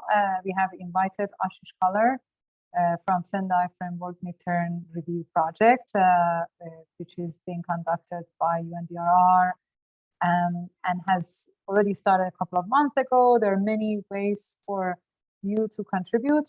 So thank you so much for taking the time to be with us today, Ashish. I invite you to take the floor and tell us how they can participate. Just because it's being translated into Spanish, I request that you go with a slower pace so the interpreters can do the interpretation properly. Thank you. Welcome. Thank you so much, Elham, and thank you for having me here. I will try to speak slow and go about the presentation. For those of you who don't know me, I'm Ashish Kullar. I work for UNDRR, specifically in the team working on the midterm review of the Sendai framework for disaster risk reduction. And I'm coordinating stakeholder engagement within that process. So that is the context in which I know Elham, and that's the context in which we're doing this session in this larger workshop. So the Sendai framework for disaster risk reduction is one of the sustainable development frameworks that was agreed in 2015, along with the SDGs, the Addis Ababa Action Agenda for Financing for Development, and the Paris Agreement. So it's one of the 4 agreements of 2015. And 2023 is the midterm of all these different frameworks. It also happens to be part of the review cycle of the new urban agenda, which was agreed in 2016. And it also happens to be part of the review cycle of the Global Compact for Migration. So the first international migration review forum. In that regard, the General Assembly passed a resolution to ask for a process to do a midterm review of the Sendai framework and how risk and systemic risk affects sustainable development in general. So that is what, in a nutshell, the Sendai framework is trying to do. In addition to that, in doing so, it has a retrospective component and a prospective component. The retrospective component will take stock of the progress that has been made until now. And the prospective component will look at what needs to be done between now and 2030 and beyond to best address systemic risk and build resilience. So that's the scope of the Sendai, of the midterm review process itself. The process ends next year with a report that will be released in March, followed by a General Assembly resolution in May on the same topic. Then this resolution and report will in turn also inform the quadrennial review of the SDGs, which I just mentioned, and also the Secretary General's Summit for the Future, which is a direct follow-up of the Secretary General's report titled Our Common Agenda, which was commissioned by member states in the context of 75th anniversary of the UN. So, all right, enough with relatively boring background information. I'll jump into the practicalities of the process now. So in the midterm review, there are three streams of inputs, inputs from member states, inputs from UN system, and inputs from stakeholders. Member states are inputting through the Sendai Monitor reports, or doing national multi-stakeholder consultations, or submitting specific voluntary reports for the Sendai framework. Some of these have spaces for stakeholders to engage. Specifically, it depends on how each country is going about this whole thing. As far as the national multi-stakeholder consultations are concerned, UNDRR has issued a guidance for member states, which specifically talks about engaging stakeholders and following an all-of-society approach. Which countries actually end up doing so is a decision that the countries are going to take in collaboration and support from the regional and country offices of the UN. We have a list of countries that have thus far expressed interest, and I'll be sharing that with Elam later today. So she can share that with you, at least the names of the countries specifically in your region. UN entities are providing inputs. UN entities are providing inputs in the form of using the regular reporting template on the UN Action Plan for DRR for Resilience, with a few added questions that specifically speak to the midterm review. In addition to that, some UN agencies are doing dedicated reports through a consultation exercise throughout their agency on how their particular topic engages and interacts with risk and resilience. Finally, talking about stakeholders, there are 10 ways in which stakeholders are engaging in the process. Before I highlight those issues, I want to mention that the stakeholder outreach strategy of the midterm review was designed with the stakeholder engagement mechanism of UNDRR, and it is also being rolled out with the stakeholder engagement mechanism of UNDRR. So the idea is it's been co-designed and co-implemented. Now, the 10 ways in which the stakeholders can engage, I'll just go over them very briefly. There was an open survey that was online for several weeks. This survey closed a few weeks ago, and it was open to anybody, any individual or organization to fill. There will be most probably another iteration of the survey in the next few months after the global platform for disaster risk reduction. We are yet to finalize this. Then there are also going to be e-consultations. E-consultations is something that we are working with UNDP to plan. The topics of these e-consultations will in part be determined by what the findings of the survey and what some of the findings of the global platform for disaster risk reduction highlight. Then we also have what we are calling focus groups. Focus groups are essentially dedicated sessions organized in conjunction with ongoing UN meetings that are of relevance to the scope of the Sendai framework. So to give you an idea, there was one organized for LDC 5 forum, which was postponed. We recently concluded one for the CSW, and we are organizing ones for the STI forum, the youth forum, the permanent forum on indigenous issues, and we're also working with the persons with disabilities stakeholder groups with ENAM to organize one at the CRPD, specifically focusing on risk resilience and persons with disabilities, and how that discussion can inform the midterm review of the Sendai framework. In addition to this, we have a literature review. This essentially means that any stakeholder, any group, any organization, any partner can submit to us any report or document they feel that we should look at while conducting the midterm review. So a lot of documents are provided through the survey, but they can also be provided directly outside of the survey as well. We are also doing bilateral interviews with the focal points and all those nominated by focal points of different stakeholder groups.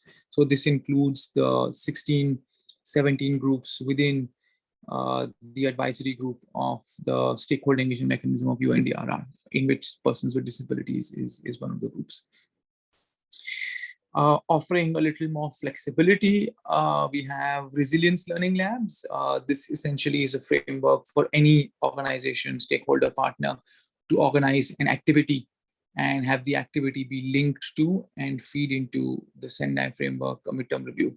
So this, you don't need the UN to organize this.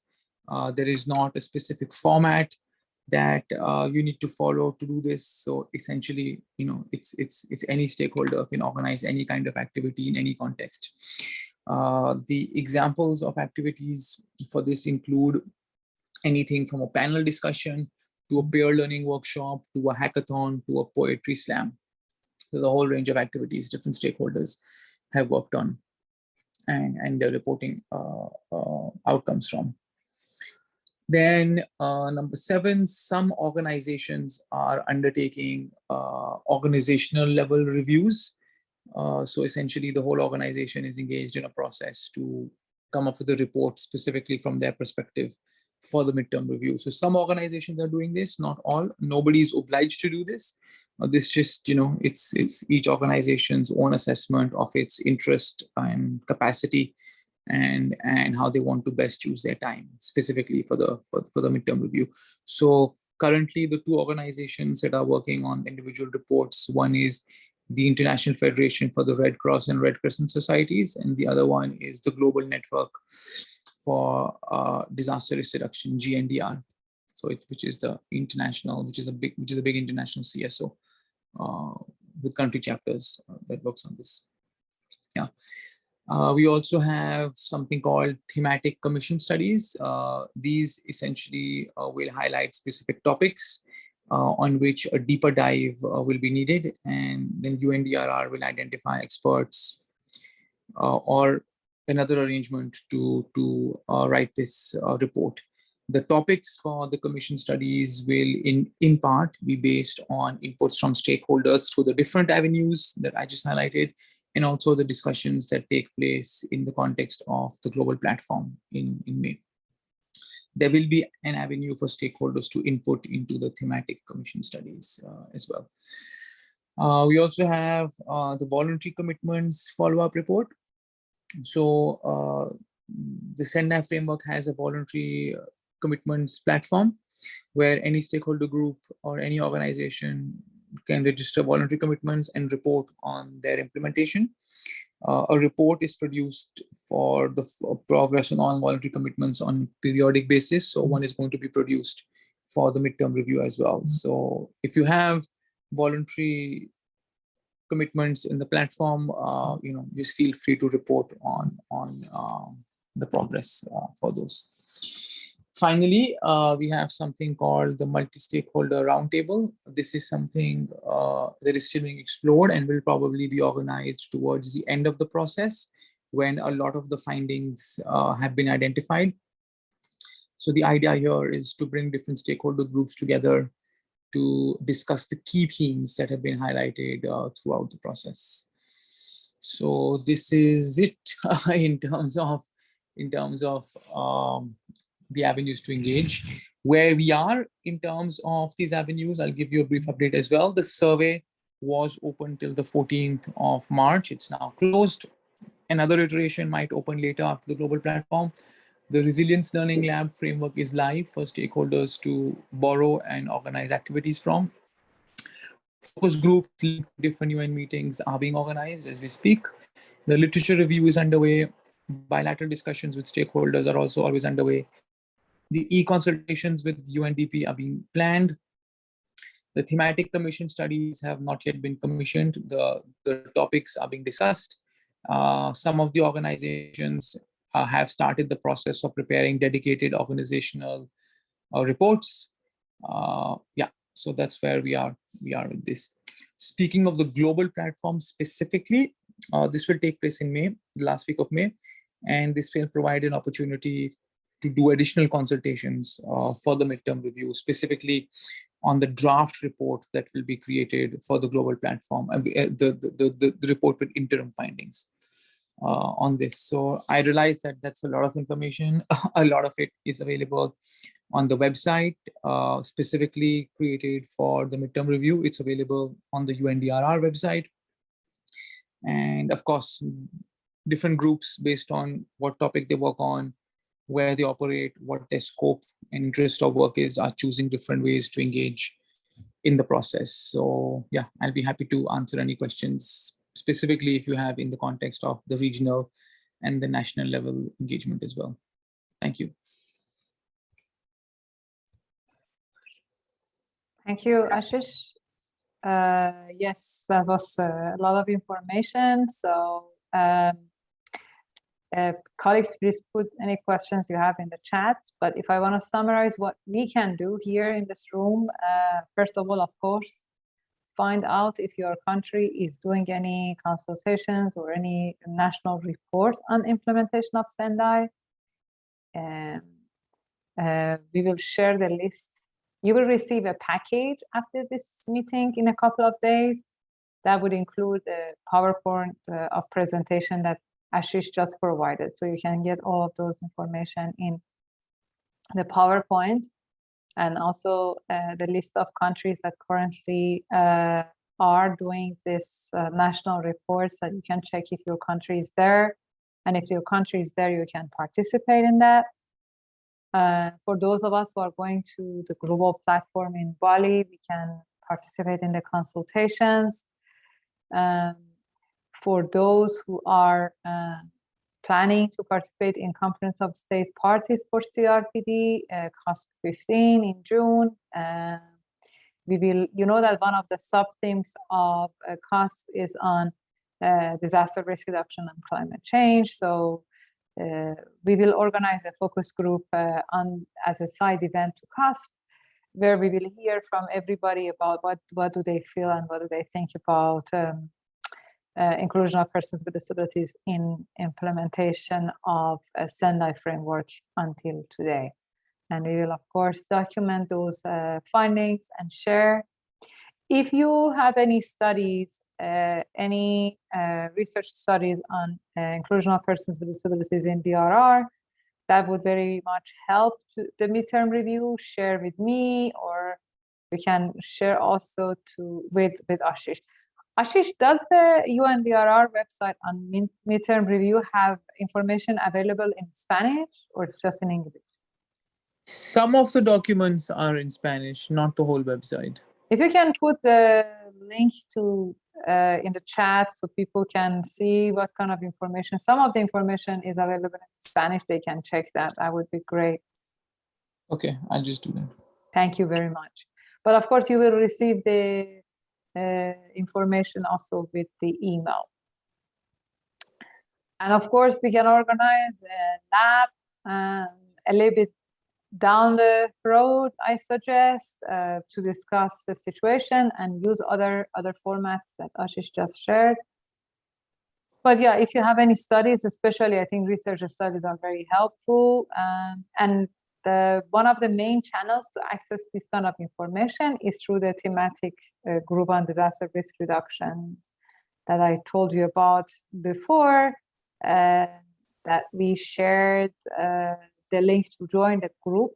So like information like the survey that Ashish was talking about is being shared through that group. So if you're interested to receive updates, please join that group. Thank you. Is there something in the chat, Yolanda? Yes. Londi Florian Mendoza is asking a question. ¿Cómo puedo agregar a mi asociación How can I add my association for people with disabilities in this consultation? How can I participate in the different activities, whether it is online or on-site? Be part of this consultation? What's the procedure? Does consultations happen in regional level also, Ashish? In Latin, which country, Londi, you are based in? ¿Dónde estás, Londi? Londi, where are you based? Yeah, so, okay, someone has their hand raised. Maybe I'll speak after them.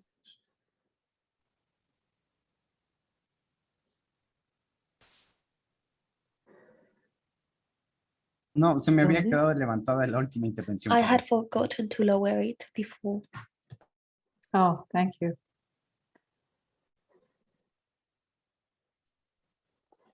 So, how can an individual organization of persons with disabilities can register for this consultation? Does it have to be at the in-country level, or is there an international mechanism, Ashish? I think that is the question. Yeah, Ashish, if you can answer that. It depends on the country if it has to happening at national level.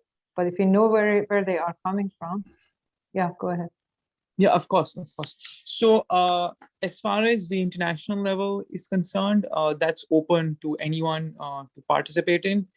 And we've tried our best to make all the resources as accessible as possible. We also have somebody in UNDRR who specifically works on this, so they helped us with that. So that's for everything at the global level.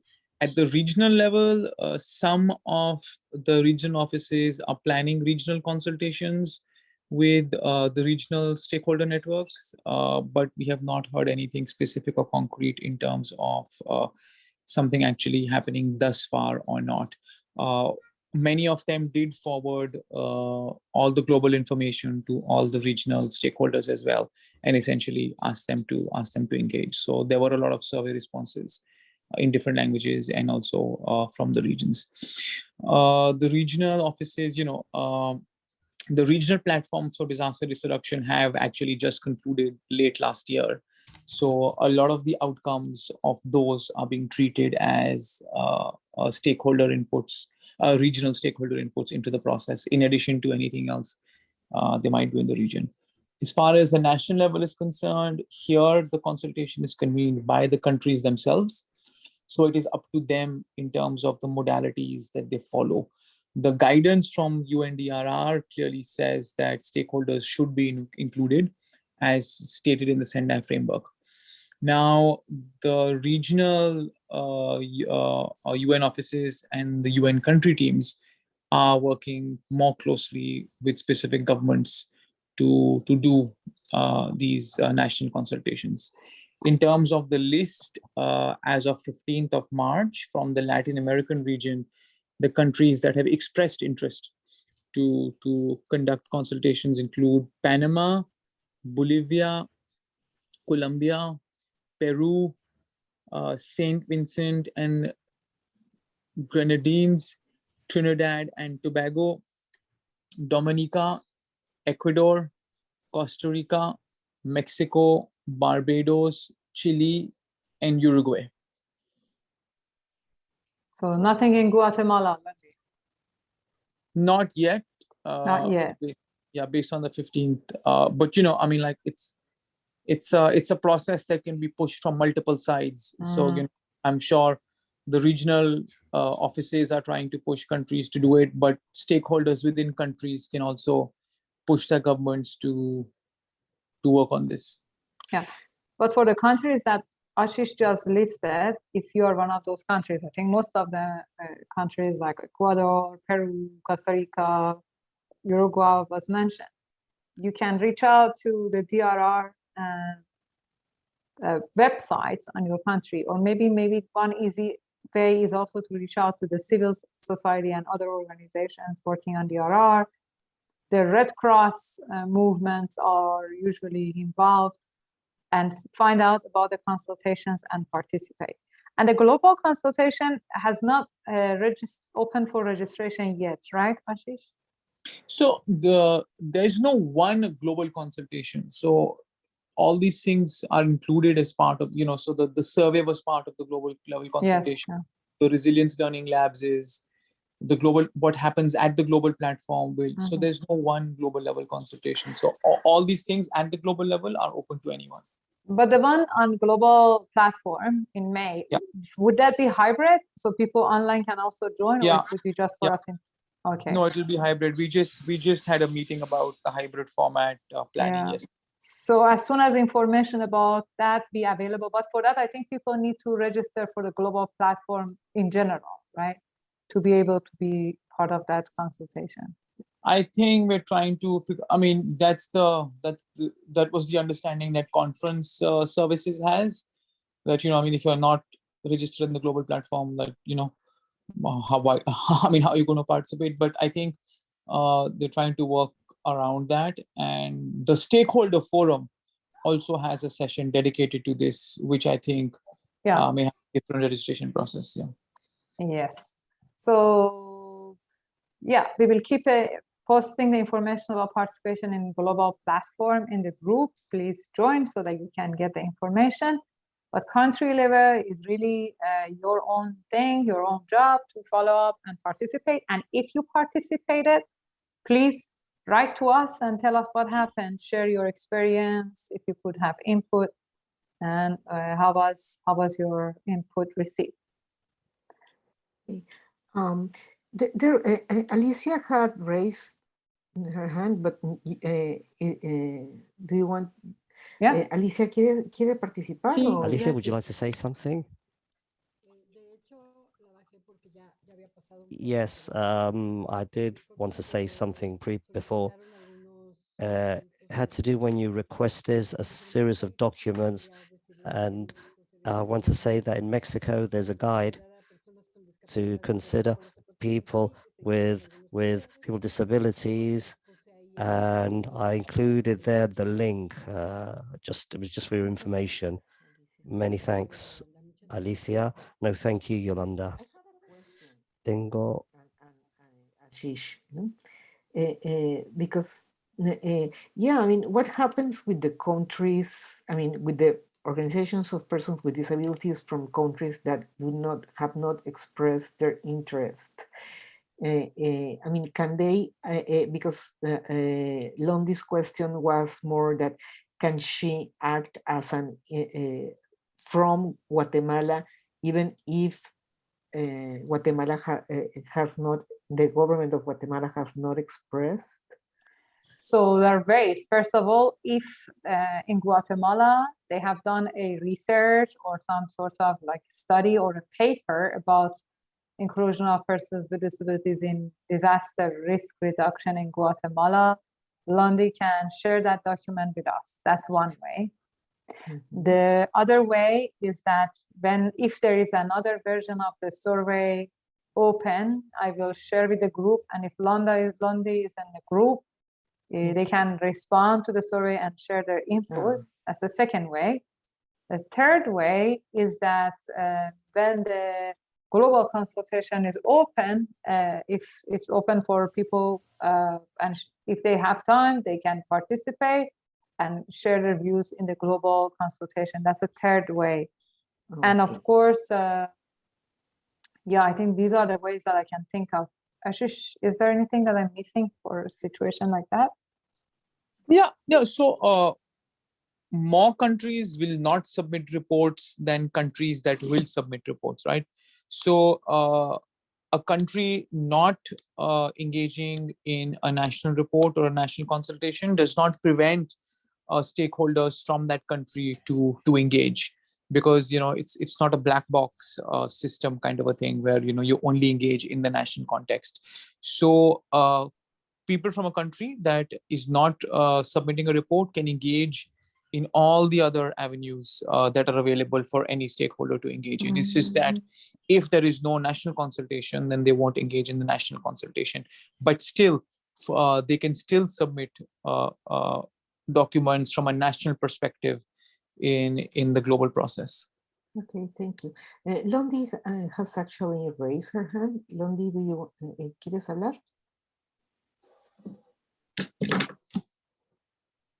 Londi, veo tu mano arriba. I've seen you raise your hand. Would you like to say something?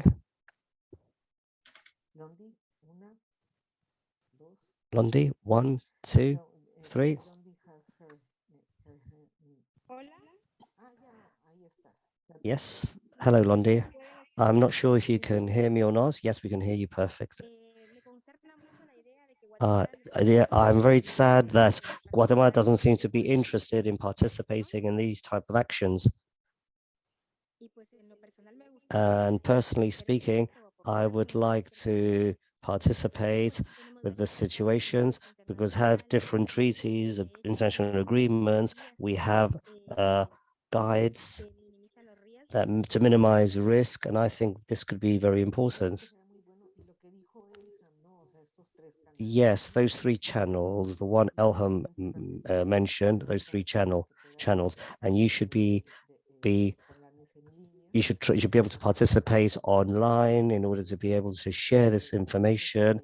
So Elham's and Nashiza's answer, the way they sort of explained everything's very clear. The ways people can participate, the 3 different ways people can participate.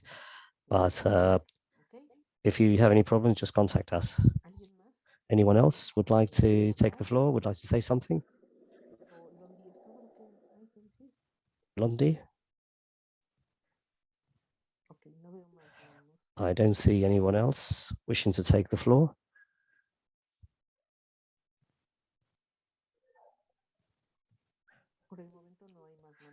Okay. No one else at the moment. Okay. All right. So I believe there's someone else. Otto? Otto, ¿puedes abrir tu micrófono, por favor?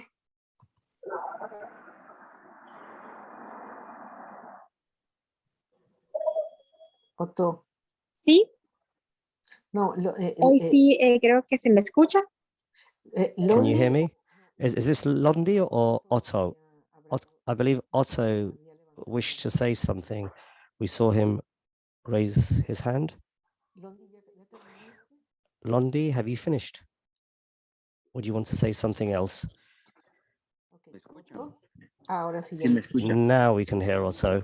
I'm in a place where there's lots of background noise, and that's why I wasn't able to participate before. In Guatemala, we're working on CONRED, the participation of people with disability. That's done through the National Congress of People with Disabilities and through a project carried out in Central America.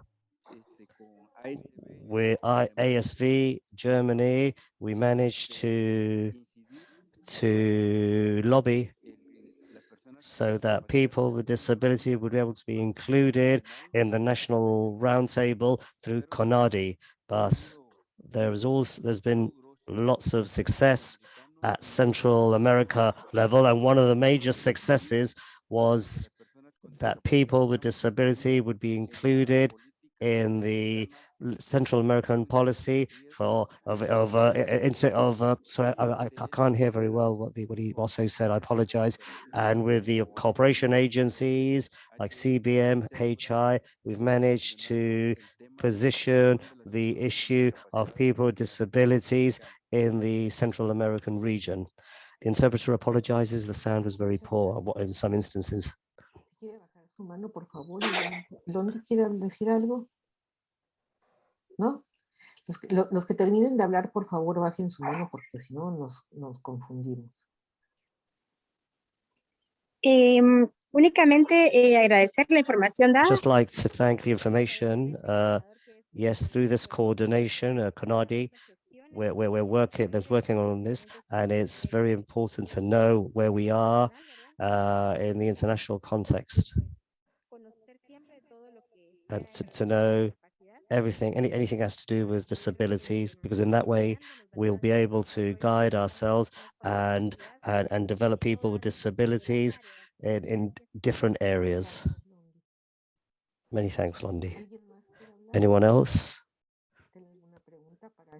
Anyone else has a question to Ashish or to Elham?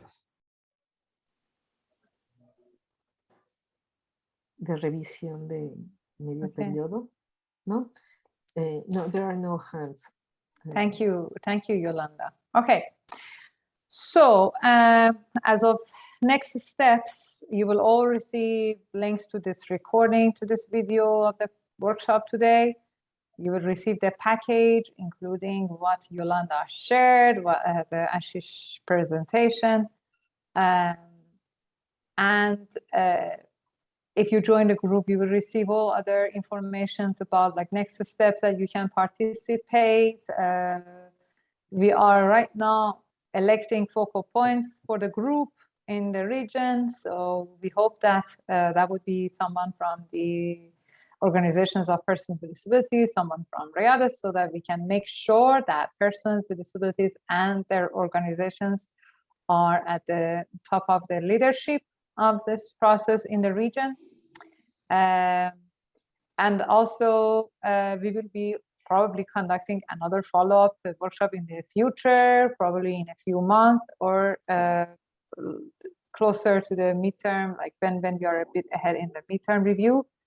So please keep us informed about the actions that you are taking in participating in DRR and climate action work in your countries, in your organizations. And if you need any support, if you have any questions, contact us. And thank you so much for your time. I want to especially thank Yolanda. Yes, Yolanda. And Sergio has, there's a hand, right? Sergio, just, can you please, Sergio, por favor, ¿quieres mencionar algo antes de que nos despidamos? Would you like to say something before we finish? If that's the case, please activate your mic. Sorry, Sergio. I'm referring to Sergio Rodriguez. Many thanks. Well, good afternoon. Can you hear me? Yes. Yes. I'd like to thank everyone. I'd like to thank everyone for their translation from English to Spanish, as well as the sign language, because this has been very important for people with disabilities.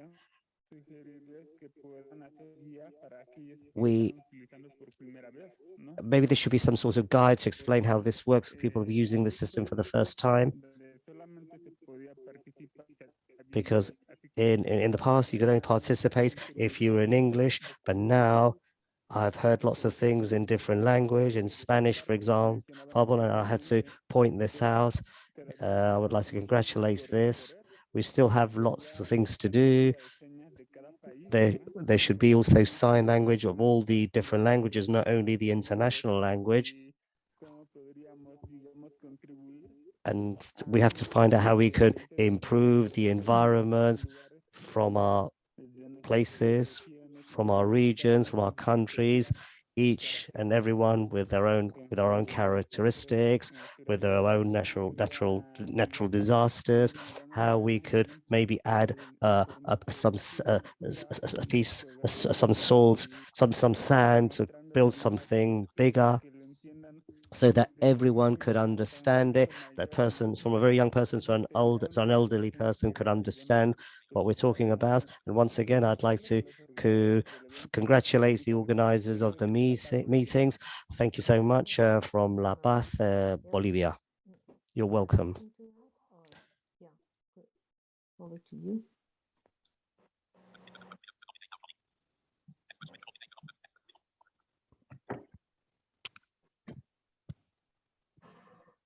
Ilham?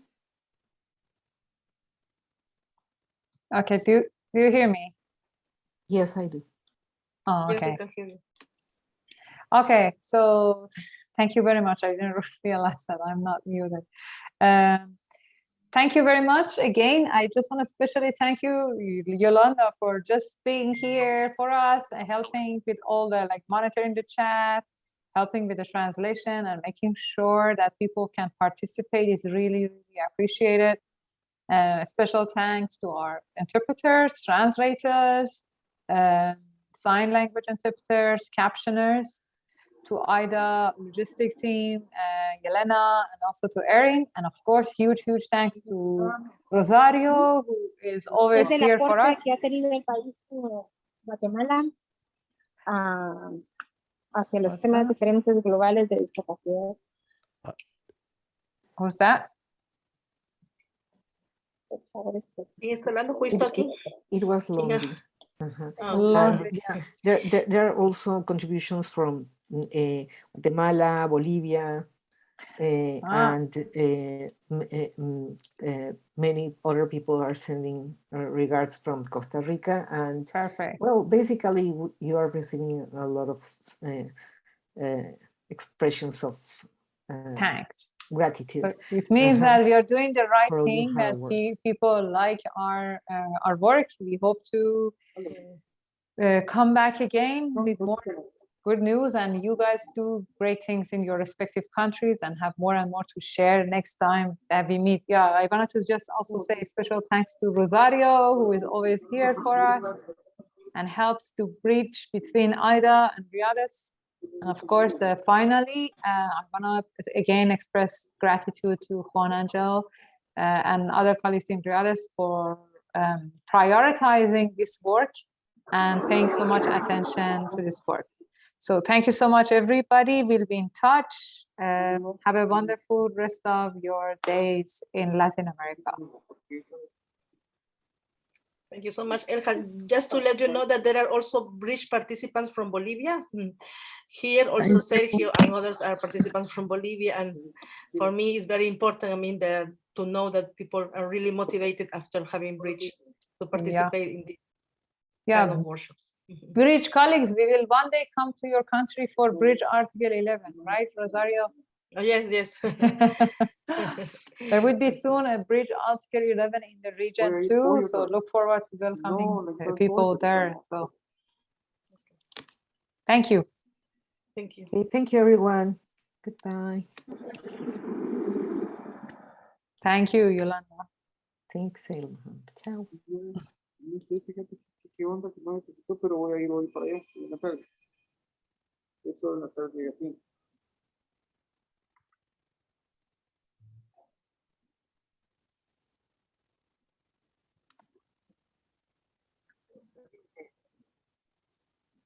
Erin, can you close the car or should be Yelena?